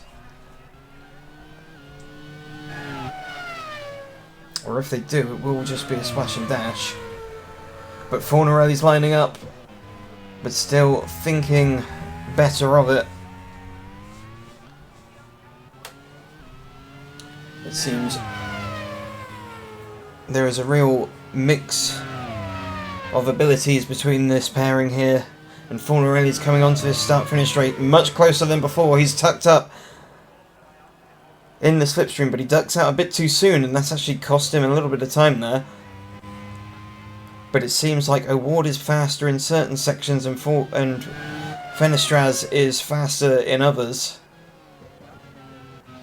which has led to these two being pretty much glued together, but not in a position for Fenestraz to pull off a move.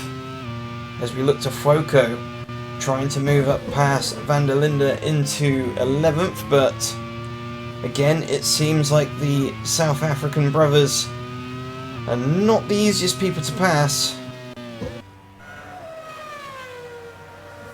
As Fuoco look to have another look and does manage to muscle his way past Sheldon. And now Lundgaard's trying to do the same.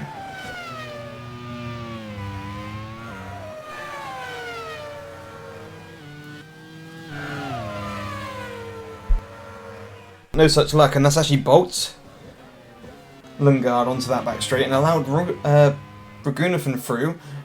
And Wincup's all over the back of Lundgaard now, so Lundgaard has gone from essentially trying to go for 12th position and is now under threat of only having 1 point in this race now. As O'Ward and Fenestraz trade positions again into turn 1, O'Ward holds on to it.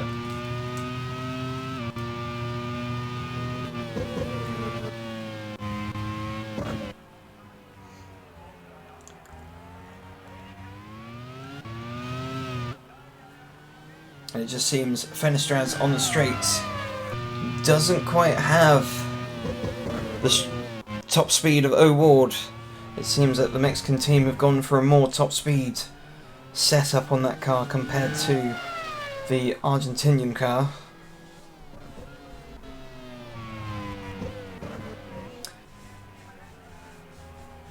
And whilst all that's been going on, Lundgaard's got back through on Brugunifen, and Wingcup is now all over the back of Brugunifen now.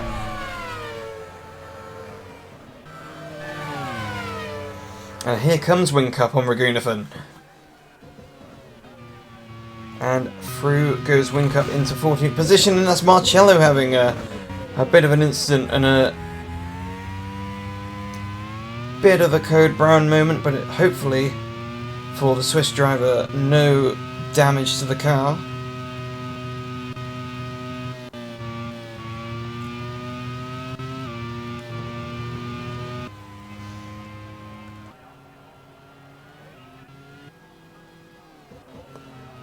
And Fenestraz is having another look on O'Ward, but still not able to get through. Fenestraz starting to get a little bit creative on his passes as we only have a few laps left to go.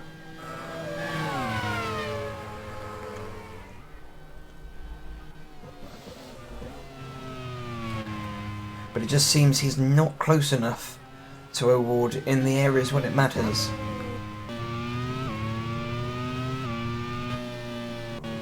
But he seems to be closing up right now as they come down the hill. Is Fenestraz going to be close enough for a move? No, it seems O'Ward's managed to get a good exit out of the corner, and it's kept him safe for another lap. But is Fenestraz going to have another look into turn 1 like he's been trying to set up pretty much all of the second half of the race now? He's getting closer and closer and closer. But the problem is he gets too close, so he has to duck out of the slipstream, but he's staying side by side with O'Ward, but O'Ward still shows him the door.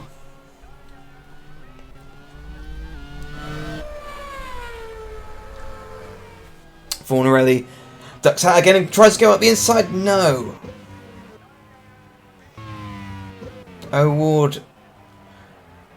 hanging it out round the outside and still holds on to that first position.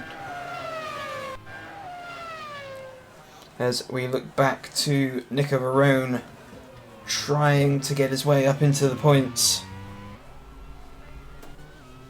Stuck behind Ragunathan. 4.5 laps to go. Say Team Mexico Tupato Award. As long as he keeps doing what he's been doing, he's pretty much got this in the bag. Although saying that, he goes out wide there, and Fenestraz goes up the inside!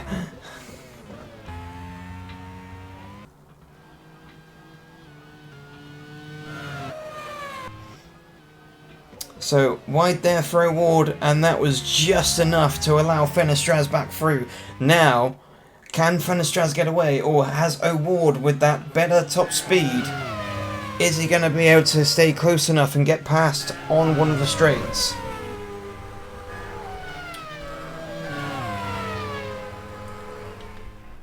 But you can really see with the pace difference with the downforce setup of Verone's car, Fenestraz's car, that he's able to carry so much more speed through that final corner compared to O'Ward.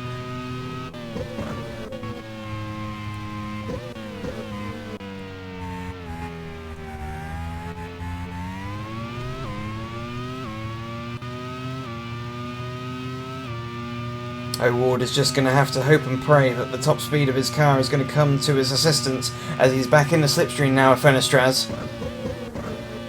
But still, not close enough for a move, and I think O'Ward is just going to have to hope that Fenestraz puts a foot wrong, much like he did.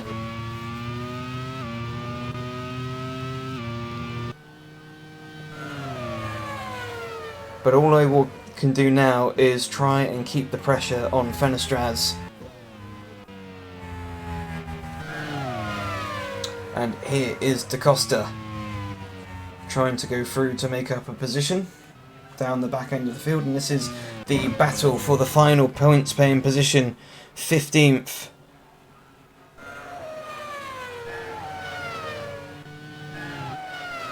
Varone versus Ragunathan.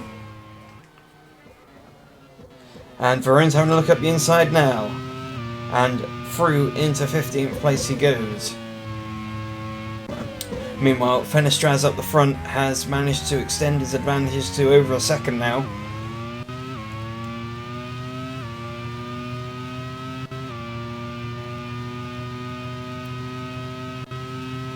He just has 3 laps remaining by the looks of things, and Verone's back under attack by Ragunathan, but just about holds on there.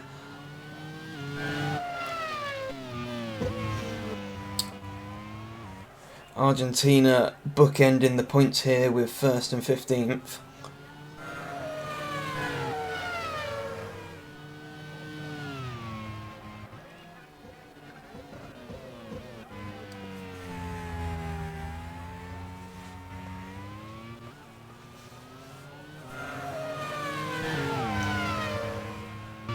So as it stands, it just seems like O'Ward just needs to keep on pressing, because he can't back off, as he's got Fornarelli not too far behind, but he's still close enough, and actually it's closed in slightly coming over the line, so the gap is still just over a second between the pair of them for this race lead with 2 laps to go.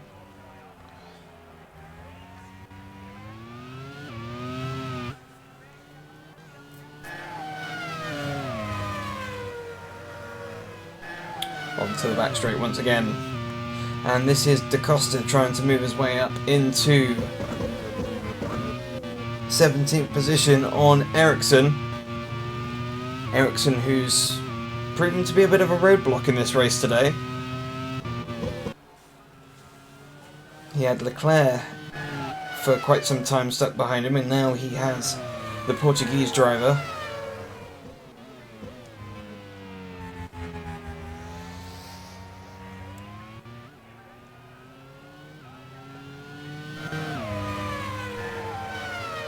As we come round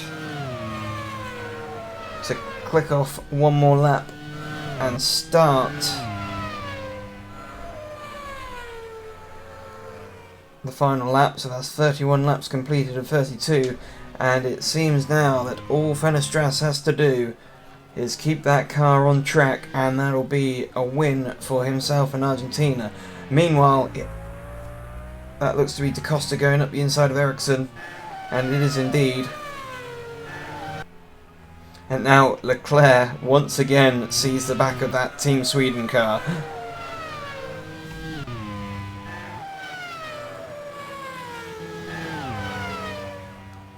Here's Fornarelli still plodding on, holding on to that third position.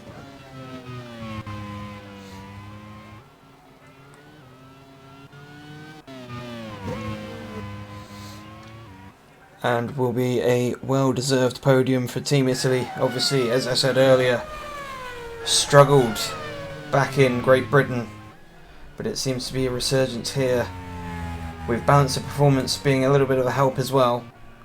But here it is, your race leader as he rounds the final corner.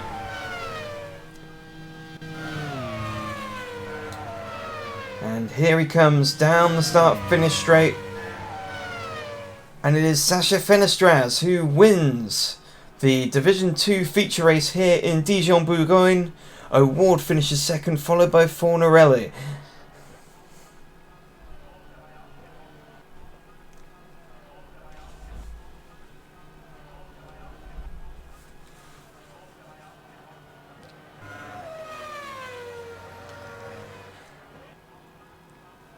Coming across the line now, that's Fuoco, Lungard.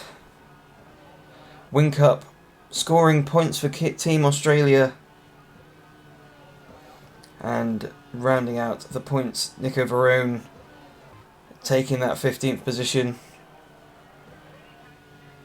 and Rosenqvist is the final driver to cross the line. Oh, sorry, no, my apologies. Raquelme is coming round to be the final driver to cross the line.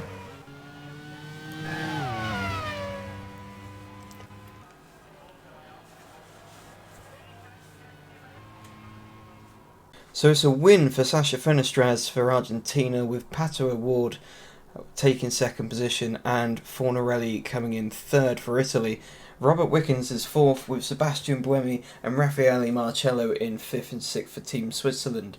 Felipe Albuquerque finished seventh, with Will Power in eighth. Much needed points for Team Australia, with Kevin Magnussen finishing ninth, Calvin van der Linde 10th, and Fuoco in 11th. Christian Lungard was 12th, and Whincup in 13th, again scoring points. Sheldon van der Linde 14th, and Nico Varone rounding out the point scoring positions in 15th. You then had Mahavir Raghunathan and Marcus Ericsson 17th, and Arthur Leclerc 18th, with Rosenqvist down in 19th after multiple front wing changes. We then saw Antonio Felix da Costa with Raquelme behind him in 21st, and then to our DNFs, James Hinchcliffe, after having that car torn in half with pretty much collecting Magnussen earlier on in the race. Narain Karthikeyan with the puncture, and Bruno Senna making another victim of that now being dubbed Wall of Champions. Felipe Nasr with an engine failure, and Rafael Villagomez with an electrical failure in 26th. So after that, once again, chaotic race, it is back over to Chris. Well, that was a pretty epic duel there at the very end. What a great example of two different setups going against each other, two different driver skills going, and then just seeing who will blink. And it seemed like Pato O'Ward just did. Congratulations to Sacha Fenestras. What a fantastic drive. And it has to be said, well done to Will Power for getting into the points from starting on the 10th row. Very, very good drive. So let's see how that all shakes out for the standings, shall we? We look at the drivers. Pato O'Ward hasn't won a race yet, but he's certainly kept himself there, and he's now in first place in the tables, with Sacha Fenestras with that win now just 17 points behind. Felix Rosenqvist again keeping steady Eddie, but had a shocker this weekend. I'm sure he will rebound. Felipe Albuquerque 31 points. Antonio Felix da Costa, both Portuguese drivers there. keeping themselves alive. Then it's Robert Wickens in 6th on 29 points, Raffaele Marcello and Sebastian Buemi in behind him, then it's Jamie Whincup in 9th with 18 points, Leonardo Folero with a good weekend, and then it's Marcus Ericsson in 11th, James Hitchcock 12th, Stefan Riquelme in 13th, Felipe Nasser on 11 points, Nico Verona, both Arthur Leclerc on 10 points. Then you've got Kelvin van der Linde, Antonio Fuoco, Christian Ljunggaard all on 9, Will Power with 8 points, Kevin Magnussen 5, Sheldon van der Linde 4, Udo Soda 2, Vahve Regunathun on 1 point, and still Rafael Villegas and Lorraine Carter-Cairn pointless. And so what does this mean for the nation standings after round 2? Portugal are still on top with 60 points, Mexico 51 points, just 9 behind. Sweden with 49 points, Switzerland with 45, it's quite close to this little group here. Argentina with 44 points, Canada with 43. Then it drops away a little bit to Australia with 26, Italy, Monaco with 25 and 22 respectively, Denmark with 14, both South Africa and Brazil with 13 points, and India with just 1. But then going into the next round, the top 6 will take balance of performance hits, so all the teams below 6 will want to try and use that to their advantage going to the next round. But with 3 races now down, there's 1 more to go, the Division 1 feature race, and now we can look at the grid for that, and Alex Palou is on pole, 2/10 ahead of Simon Pagenaud, the home hero here. Then Shane van Gisbergen in 3rd, very close behind him actually, only 9 thousandths behind. Philip Hansen in 4th, previous feature winner back in Silverstone. Sandy Stuvik, a very impressive qualifying, now starts in 5th. Then it's Spain's Daniel Jonkadera in 6th, Nick de Vries for Netherlands in 7th, Joseph Newgarden in 8th, Jack Aitken in 9th, and James Collado in 10th. And now we have Alfred Evans in 11th. It would have been Andre Lotto if it weren't for him making a mistake in the sprint race. So everybody moves up. Naoki Yamamoto in 12th, Alex Dunn 13th, René Rast 14th, Paul de Resta 15th, Sebastian Bourdais 16th, Tadasuke Makino in 17th, Scott Dixon 18th, Nathan Lee Watanavaragul in 19th, Max Hart 20th. Now there we see Andre Lotto in 21st, Ella Lloyd 22nd. We have Carl Larson 23rd, Larry ten Voorde in 24th, and then it's the 2 Belgian cars, Dries van Tol and Mark Oosens, 25th and 26th. Now let's get this final feature race underway. Back to you, Ryan. And we are here now for the final race of the weekend. It is the Division 1 feature race. What can we see going into turn 1 today, as we have all the lights on and the lights are now off, and it's a good start from Palou, but it seems like Pagenaud's got an even better start as he's taken the lead into turn 1. So Pagenaud has managed to jump Palou into turn 1 with Stuvik in 3rd position, who's got Van Gisbergen over the back of him, but at the same time we got Palou still trying to fight back against Pagenaud, the home hero here in Dijon.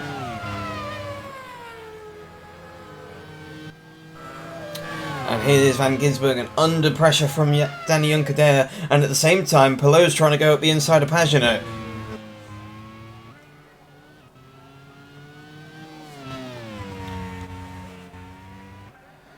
Van Gisbergen and Pagenaud both hold on to their positions, but Pagenaud definitely seeming to have the jump, but not the overall lap speed, as Palou go back up the inside into the downhill left-hander,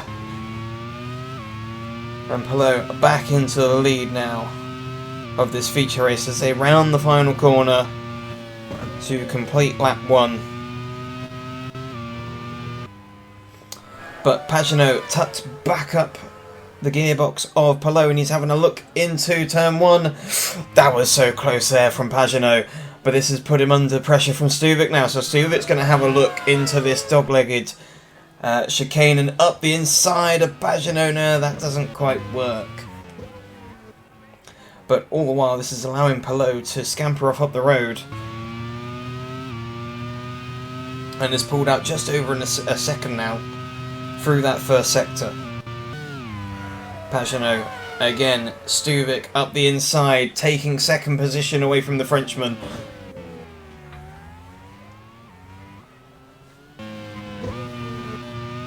And Stuvik is going to go off up the road, potentially to catch Palou with a 1.6 second advantage, has the Spaniard. And Juncadere now is going up the inside of Pagenaud. But Pagenaud not cooperating as well as before. He was trying to fight for that 4th position, the third position, and is now back under threat from Hansen. Now, as they fire onto this start-finish straight, Pagenaud's going to have another look back at Junkadea, and he's going up the inside of Junkadea and back through into third position. Hansen's now sniffing all over Junkadea for that fourth position now, with De Vries also all over the back of Van Gisbergen, so it's pretty much P3 all the way back to the end of the top 10, really, as that is Dries Van Voor going a tiny bit wide out of turn 2. Larson down in 25th, not the sort of performance we'd expect to see him at the moment, so we may see some movers and shakers going on through the field. Stuvik has actually managed to close a little bit on Palou now. He's taken 3 tenths out of Palou.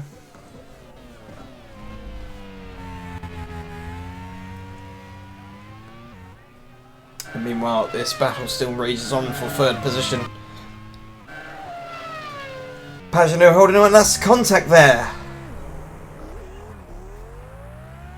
And that looked to be Makino in 20th. Now, who was that? Sending it up the inside. Looked to be one of the Team Ireland cars, and it's not Alex Dunn. So it is Max Hart there. So Max Hart, a little bit of desperation creeping in there, and he came back from a mile away to make that move. And ultimately, it looks to be damage for the pair of them, I think. And actually, no, it's Hart and a Hart! That's a big crash in the background! And Dunn goes off as well. So Dunn goes far too wide and hits the barriers. So that's him out, but in the meantime, there's also quite a big accident going on with Hart in the background, one of the Belgium cars.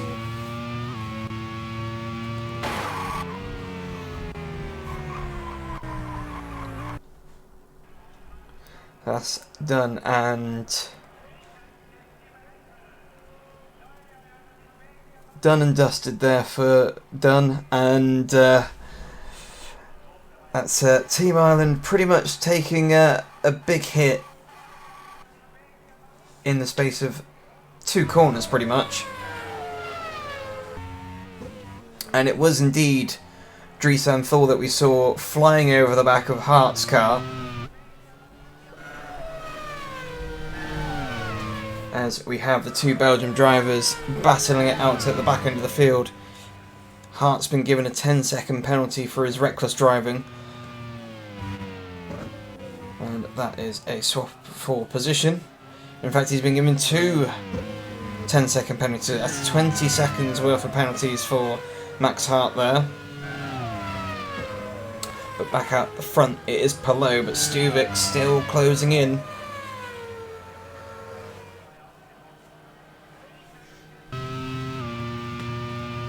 And this is Pagenaud under pressure there for third position from Hansen, and Hansen's taken the third place away from him. We saw that just off screen. This is Van Gisbergen, who has actually gone backwards a bit, actually. He was in the battle for third position, and that's Newgarden off. So what has happened there? It looks like potential contact there, but with the fact that there's a rear wheel missing, and it's Collado going up the inside. And there's contact there, so that's going to be Collado not having the best of days today, obviously, if you can remember in the sprint race, going off from pole position and off into turn 1. So what has been a good day for Hansen has been painful for Collado, and that's going to be a penalty for sure, potentially a disqualification, and there you go. Confirmation there, James Collado has been disqualified from this feature race. So, as it stands at the moment, that promotes Lee Watanabe into 10th position. and doesn't really need promoting at that rate, as she goes up into 10th position.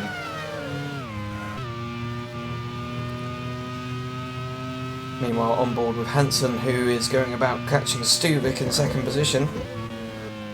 Stuvik's lost a little bit of time to Palou, so either a mistake there or Palou is beginning to respond from the pressure coming from behind. Here's Dries van Thor in 6th position as we look back to the other French car, Sebastien Bourdais, who's in 16th position and challenging one of the Team Scotland cars for 15th and 1 championship point. Hart has come out of the pit lane and gone fastest. So trying to make light of a bad situation there for Team Ireland.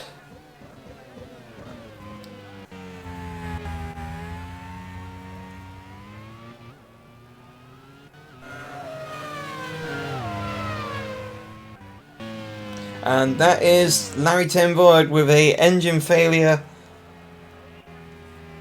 Ten Voord was pretty much lapping around the rear end of the field anyway. But that is another DRS, and that's Kyle Larson there that looked to have a front wing missing.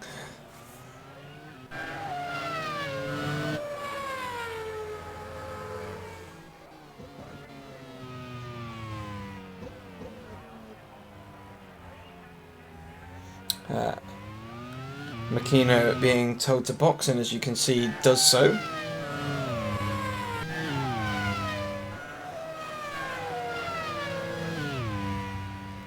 Larson being beckoned in as well.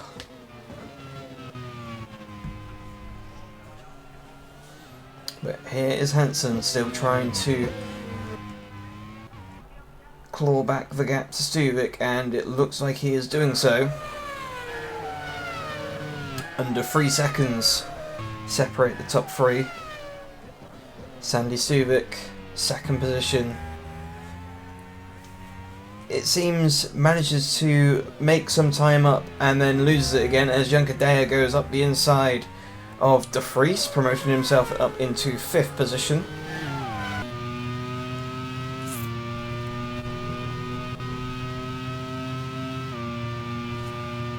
But here is Hansen, and Stuvik has actually closed in.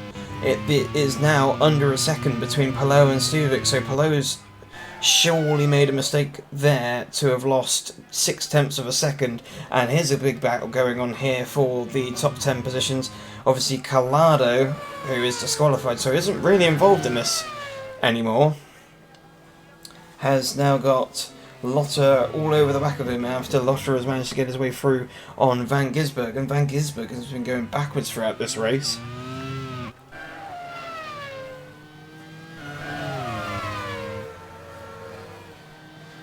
But here is Lotterer, who is already in 10th, but is going to solidify that by actually putting himself 10th on the road. And here is Stuvik now. 0.7 of a second between the pair of them, Palou, Stuvik, and Hansen's now come within 2 seconds of the lead, so he's taken a second out of our leader, as here's Jack Aitken, our sprint race winner from earlier, going up into 6th place on Danny Junkadea.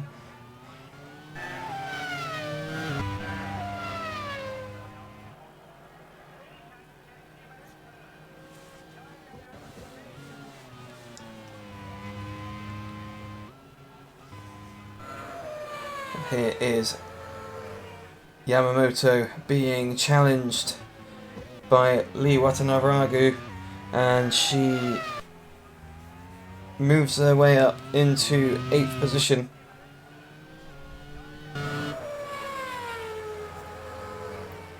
And here's Van Gisbergen under pressure from Rast, and Rast goes through into 12th position. Meanwhile, here's Stuvik losing out a little bit there to Palou, and Hansen is rapidly closing in onto the back of him. Meanwhile, Elvin Evans for Team Wales going up into 13th on Van Gisbergen, so Van Gisbergen really not having the best of times here.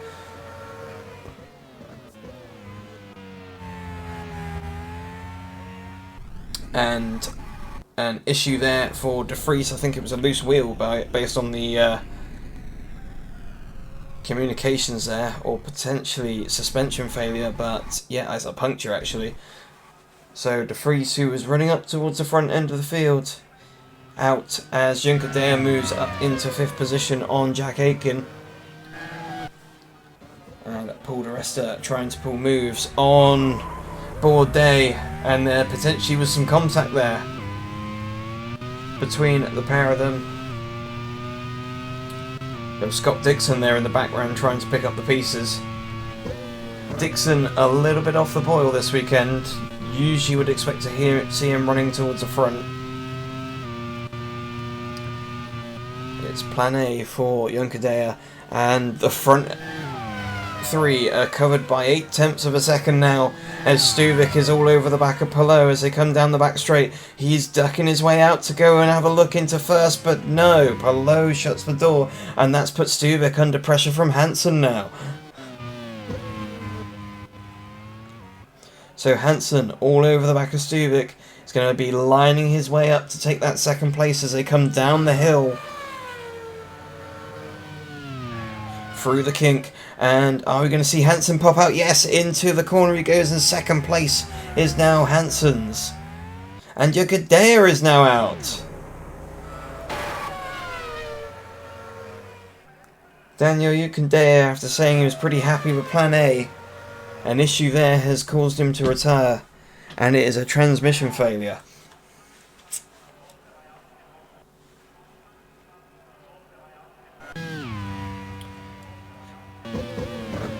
And Hansen is being told to box from this second position, as there is a real kerfuffle over positions down the back. That's De Resta, I think.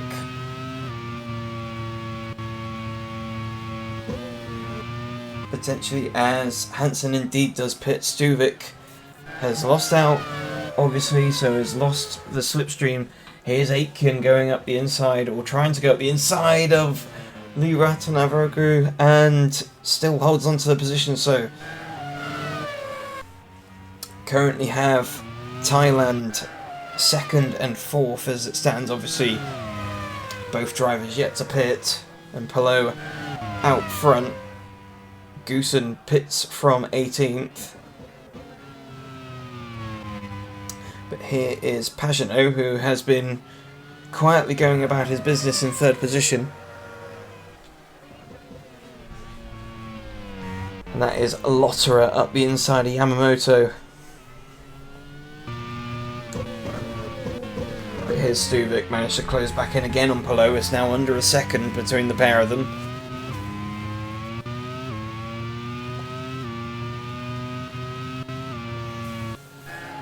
And Stuvik is being told to box, so they're going to try and go for the undercut here, providing Palou doesn't pit as well. And actually, Stuvik stays out. No! My apologies, we're looking at a different car there, so Stuvik into pit lane, hopefully comes out in some fresh air and is able to make use of some fresher tyres over Palou. But this is Larson, who's in 20th position at the moment. Dixon pits from 14th.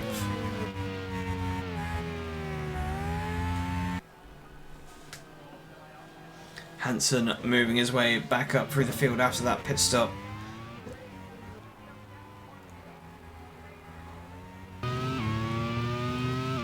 But quite importantly, he has leapfrogged his way ahead of Stuvik.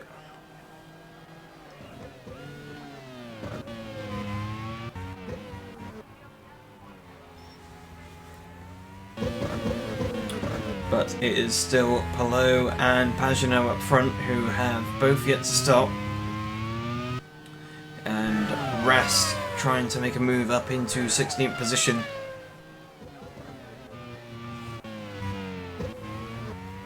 And it does so on the Japanese driver.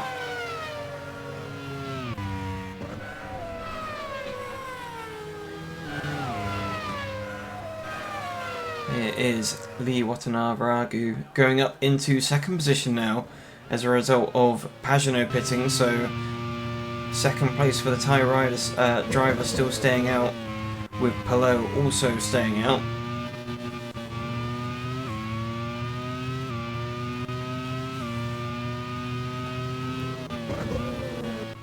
Palou potentially is going to be jumped by both Hansen and Stuvik, as long as Stuvik doesn't carry on making errors like that.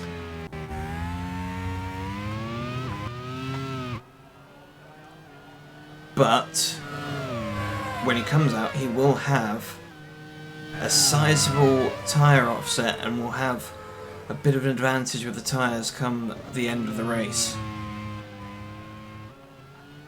But here is Palou.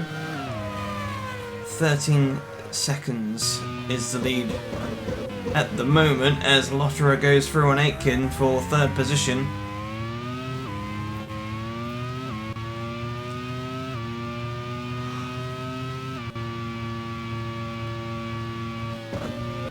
And here comes the tyre driver to pit from second position. Palou stays out though. That promotes Lotterer and Aitken into second and third place.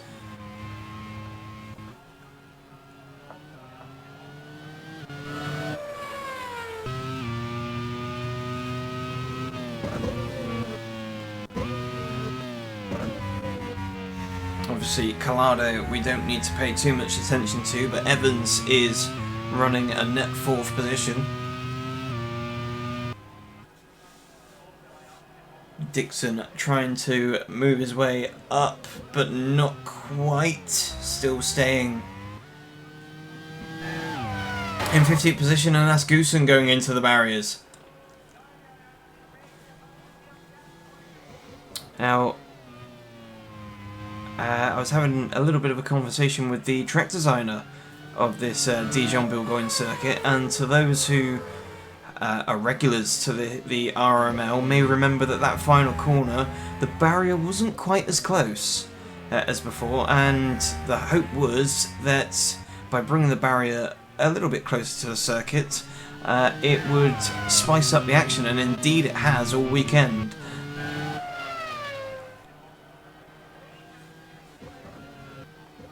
Here's Rast under pressure there from Yamamoto, and Yamamoto takes that 11th position. Meanwhile, Lotterer and Aitken have pitted. That promotes Hansen and Stuvik into 4th and 5th position. Van Gisbergen still running in 3rd as well. Palou pulling a mega stint off here in the lead, 20 seconds advantage over second place Evans, who is still not pitted as well. The first of the drivers to have pit is Hansen in 4th position.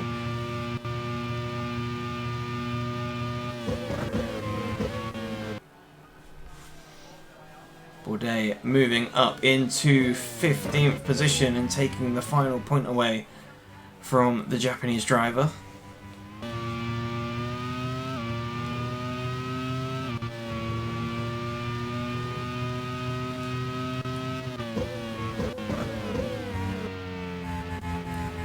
And Palou on lap 15 comes into the pits from the lead, so where is he going to filter out in comparison to the likes of Hansen, Stuvik and Pagenaud, as Aitken moves up into 9th position on Yamamoto.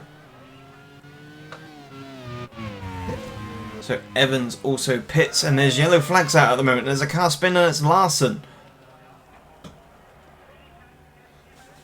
Carl Larson has spun, which has pretty much put him to the back of the field. So after all that, Hansen now leads from Stuvik, and Palou with fresher tyres is in 3rd position.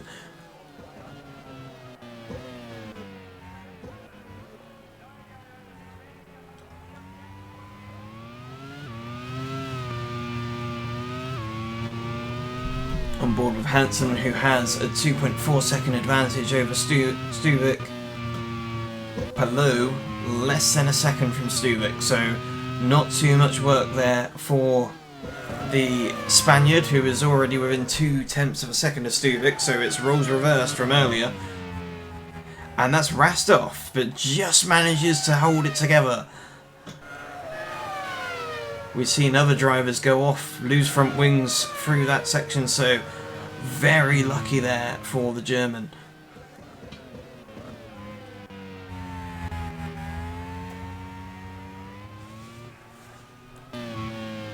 But back on board with Hansen. And in the meantime, Palou has managed to get through on Stuvik down that start-finish straight and is now just over 2 seconds away from Hansen. Meanwhile, Yamamoto having a go on Aitken, and Larson still making a meal of that Ferris flick cav section. Not a happy hunting ground here in France, it seems, for the American.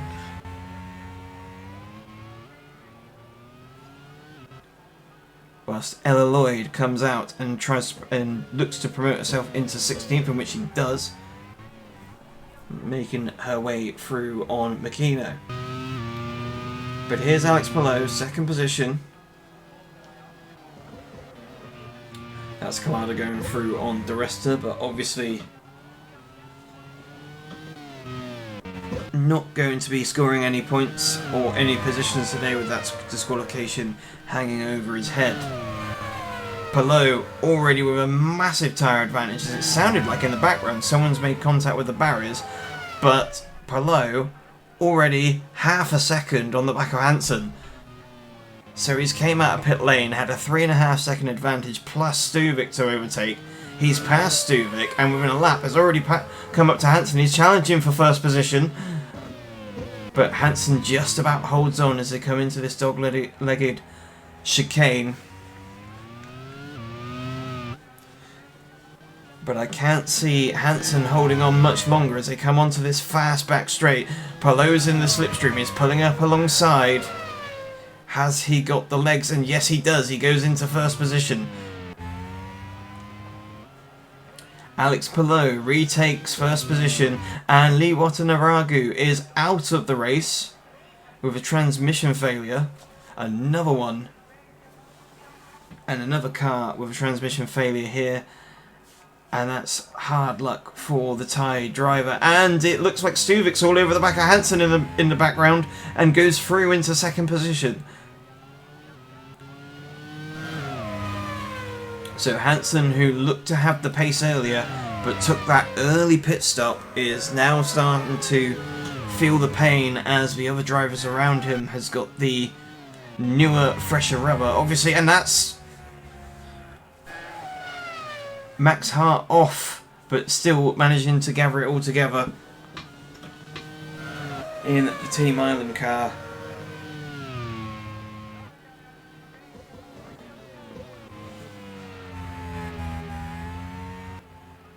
Here's Stuvik, and Pagenaud's actually joined in on the battle now, so Pagenaud in the fight for the top second and third place.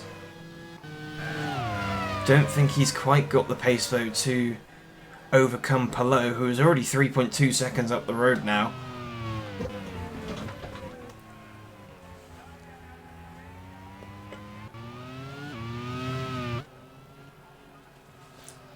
But Stuvik holds on in front of Hansen. It seems like Hansen, after being passed by Stuvik, has managed to regroup a little bit and is still hanging on to the back of Sandy Stuvik.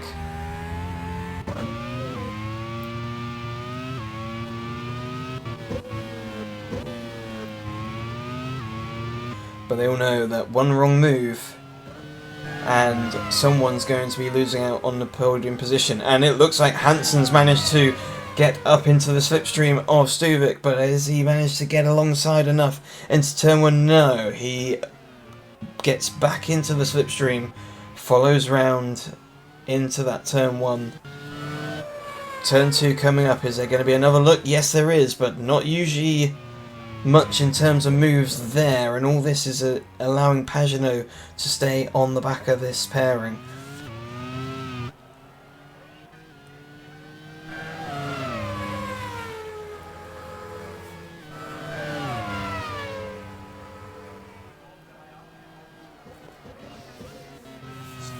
Stuvik now nearly 5.5 seconds off the back of Palou now, so Palou is well and truly checking out on those newer tyres, but Stuvik not getting it quite right there, and we could well be seeing Hansen going through into second position.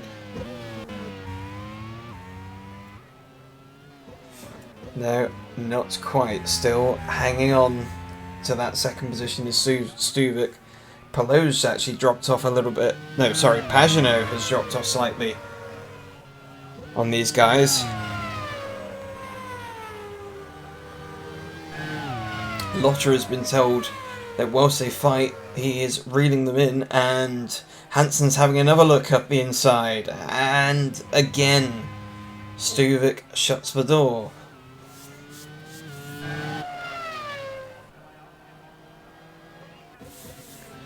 Stuvik putting on an amazing defensive effort to hold on to the second position. All the while, Palou is just laughing his way back up the field with 7 seconds. The lead now with 12 laps remaining.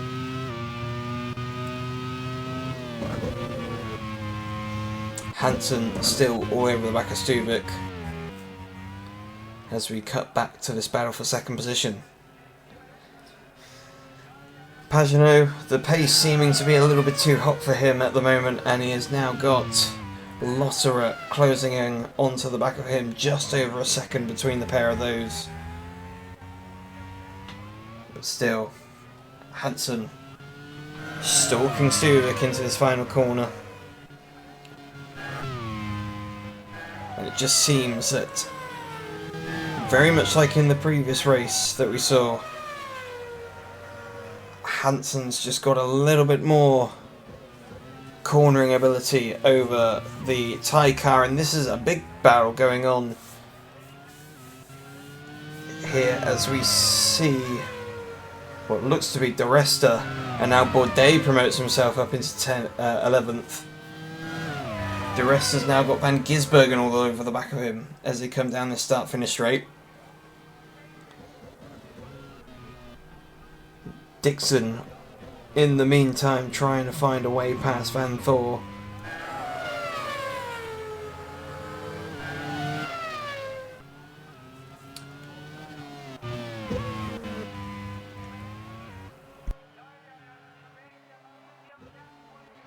Back with Hansen, who is much closer again, as we have pretty much 2 battles going on. Hansen goes back up the inside, and in the meantime Lotter also goes up the inside of Pagenaud. So Hansen, well, almost had it, but Stuvik's now taken that second place back. Lotter has got through on Pagenaud, is now all over the back of Hansen, who we thought had a done deal there for second position, but all the while now Lotter is all over the back of Hansen. Lotter challenging for third place, and he goes up the inside. No.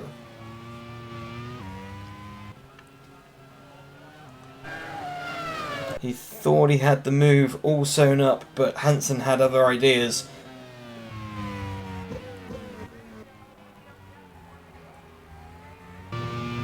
Here's Paul De Resta, who is following on to the back of Sebastian Bourdais. Bourdais pretty much being released from this group now.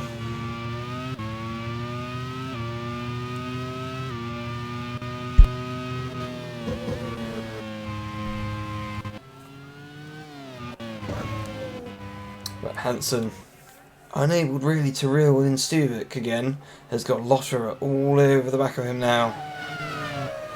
Lotterer lining up and shaping up for a move. Is he close enough? Yes, he is. He dives down the inside of Hansen. Lotterer takes third position, does he? Hansen's trying to beast it out round the outside, but that is third position now for Andre Lotterer.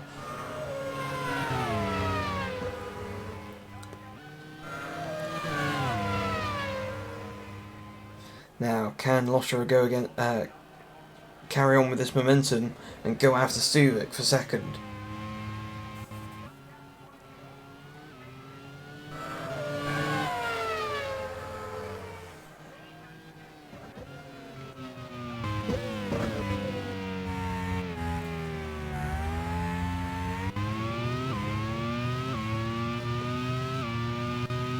So on board with Stuvik, looking back to Andre Lotterer. Second position as it stands with 9 laps to go.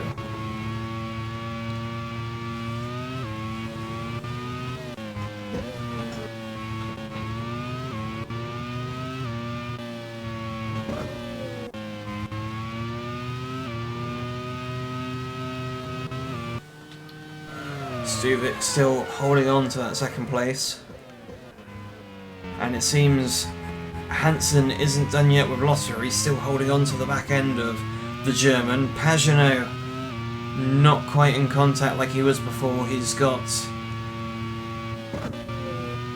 1.5 seconds between himself and Hansen. But here's Lotterer again, lining up into turn 1. He jinks out to the inside. But Stuvik holds the position, and by not quite completing the move, that's put Hansen all over the back of Lotterer, and Hansen goes up the inside, but no, Lotterer decides to hang it out, tough it out on the outside of the corner, and still holds on to that third position, but that's now given Lotterer a bit of work to do to catch up onto the back of Stuvik again.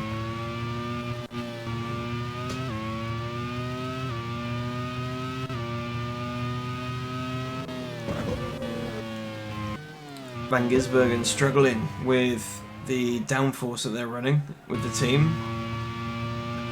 And that's Hart back into the barrier again.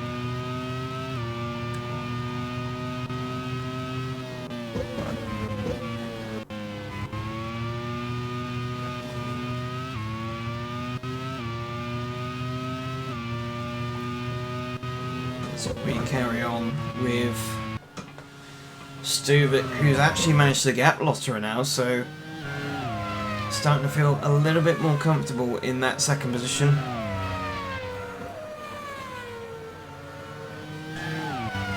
Lotterer with Hansen within a second.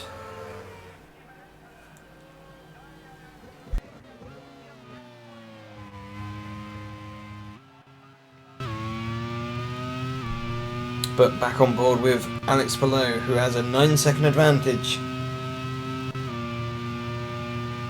And it will pretty much take some form of mistake or failure for Palou to miss out on this win. And that is Bacchino going slow. So car failure there for the Japanese driver.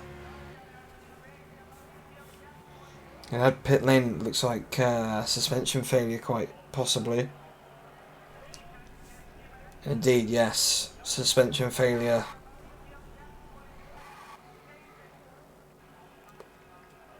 So as he is craned away, we go back to Stuvik, who has a second over Lotterer behind. Lotterer has Hansen for company though, who is less than a second away.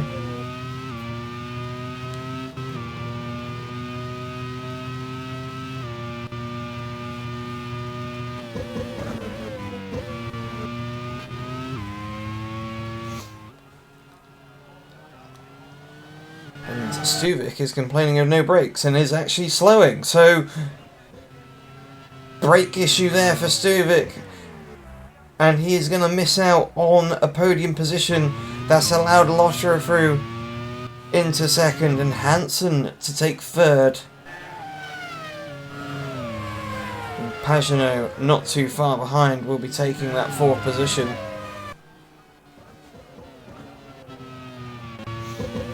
And Pagenaud trying to get through on Stuvik there, but Stuvik not complying that much, even though he does have a brake issue.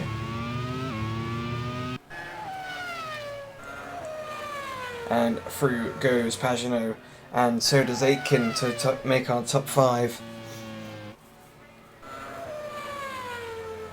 And it looks like for Stuvik he's not close enough, and I think is going to roll to a halt at the bottom of the hill.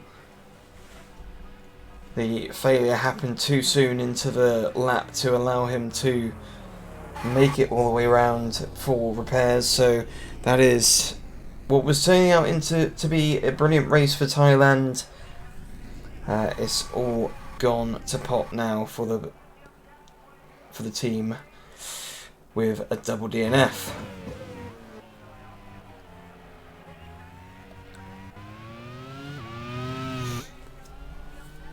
Lotterer pretty happy with his performance so far. 21st, obviously having a penalty to deal with after the incident in the race earlier. So coming from 21st position to potentially finishing in second, providing the German keeps it on track and there are no issues with that car.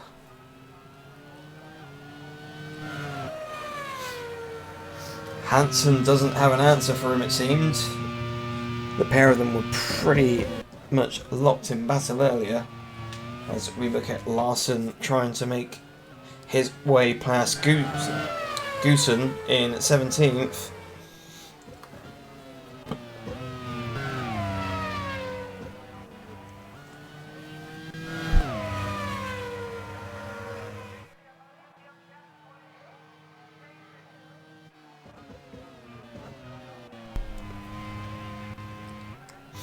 Here's Larsen having another go on Goosen up the inside. And this is Pagenaud slowing. Ah, heartbreak for Pagenaud in his home race. He'd put on a great performance, briefly leading at one point, but the Team France car has let him down, and again it looks like another suspension failure.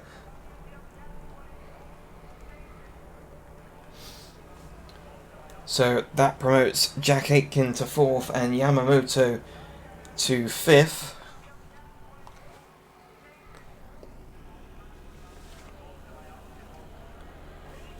Confirmation there of the suspension failure. You can also see it as well that the suspension had given up on the car.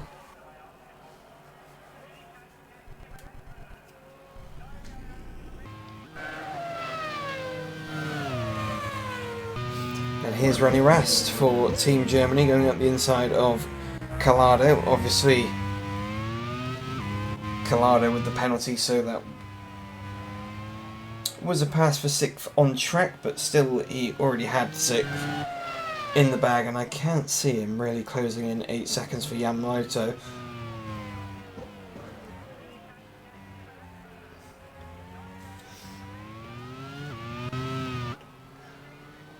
Here is Andre Lotterer in 2nd position. Too far back now from Palou to do anything as we enter the last few laps.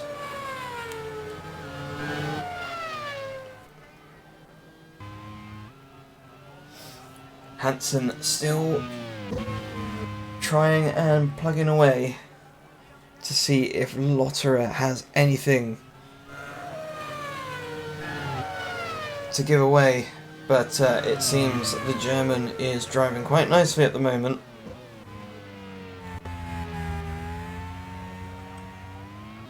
And Hart having another little issue there. Getting it all crossed up and locked up.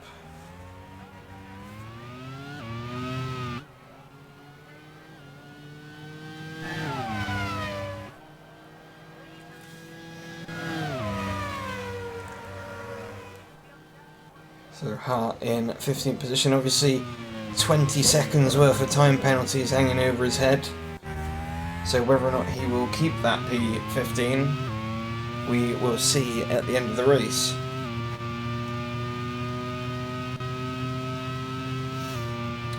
But Lotterer actually, well, briefly closing into that advantage of Palou, but Palou must have had a slight mistake or a little bit of traffic to deal with.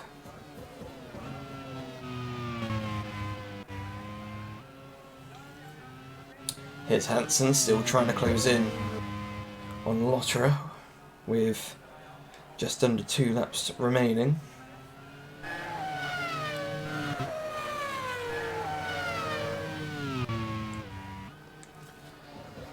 But still, as we saw in the race earlier, it only requires the slightest of errors to allow the driver behind to catch up onto the back and potentially pass. But here is Alex Palou, driven a masterclass of a race, as started the final lap of the race.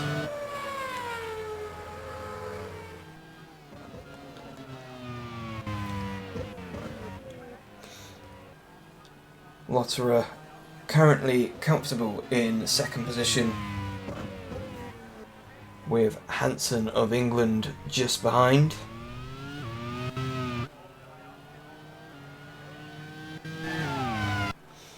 Here's a battle here for the top 10, as it is Van Gisbergen all over the back of De Resta right now, but De Resta just about hanging on to that 10th place. But here is Palou entering the final sector of the circuit. Only 2 more corners to go.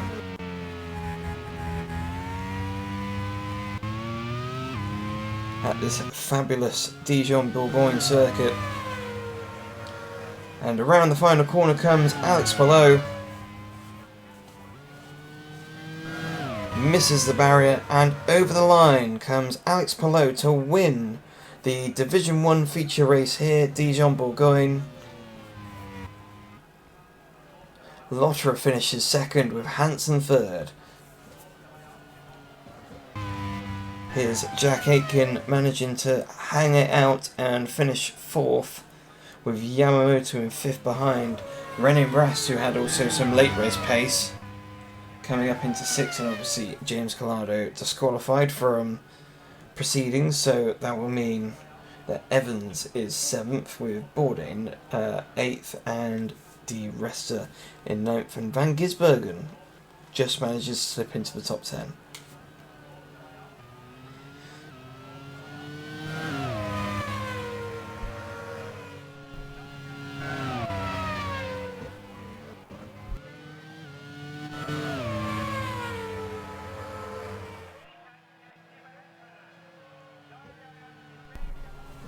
So the final cars crossing the line, that was Hart coming through. Here's Larson and Goosen here, the last driver to cross the line. Only 17 out of 26 drivers finished. And it is Alex Palou who wins here from Andre Lotterer, who had a phenomenal race starting from towards the back of the grid. Philip Hansen in third, Jack Aitken fourth, Yamamoto fifth, Rast sixth, Evans seventh, Bourdais eighth, De Resta in ninth, Van Gisbergen and Scott Dixon in 10th and 11th, with Ella Lloyd in 12th and Dries Thor in 13th. Cole Larson, after a few off-track excursions, found himself finishing 14th, with Mark Gooson taking the final point in 15th, and Max Hart coming 16th with that 20-second time penalty. Simon Pagenaud was classified but 4 laps down in 17th, and Stuvik with the brake failure also 18th, Makino in 19th, Lee Watanabe in 20th with the transmission issue, same with Juncker in 21st, De Vries out with a puncture, with Ten Void out with an engine failure, Joseph Newgarden with an accident, as well as Alex Dune in 25th, and James Collado obviously disqualified from the race. So, with the excitement of the day's racing over, it is finally back to Chris. Well, that was another fantastic and epic race. Yes, Alex Palou put out an absolute masterclass in front, but Andre Lotterer coming through the field from 21st down to 2nd, he'll be kicking himself that he had to start that far down. If he started in 11th, he could have won. But you do have the feel for Simon Pagenaud driving so well in front of your crowd and then just retiring. Absolute gut-wrenching. But anywho, let's see what that does to the driver standing, shall we? And Philip Hansen is still in front with quite a sizable lead, 17 points ahead of Alex Palou, with 56 points. Palou now on 39, Scott Dixon on 31, Jack Aitken in 4th place with 29, Naoki Yamamoto on 28 points, Paul De Resta with 23, Shane Van Gisbergen on 21 points with Nick De Vries as well. Andre Lotterer with that fabulous drive puts him up into 9th place with 20 points, Carl Larson in 10th with 18 points, René Rast with 15 points, Joseph Newgarden with 15 as well, Daniel Juncker in 30. James Calado in 14th with 11 points, with Simon Pagenaud with 10, Elvin Evans 9, Sebastian Bourdais with 8, Alex Dunn 7, as well as Sandy Stuvik, Ella Lloyd with 6, Setasuki Makino, Max Hart, Vantor all on 5, Larry Savola with 2, Mark Housens with 1 point, as well as Natalie Watanavaragul, and only one driver on 0, and that's Vanina X. But now we can see what all of this means for the nation standings for Division 1, and England are still ahead with 67 points, and then there are 3 teams all on 52, Spain, New Zealand and Scotland, Germany on 35, USA with 33, Japan as well on 33, Netherlands with 23 points, France with 18, Wales with 15, Ireland with 12, Thailand with 8 and Belgium with 6.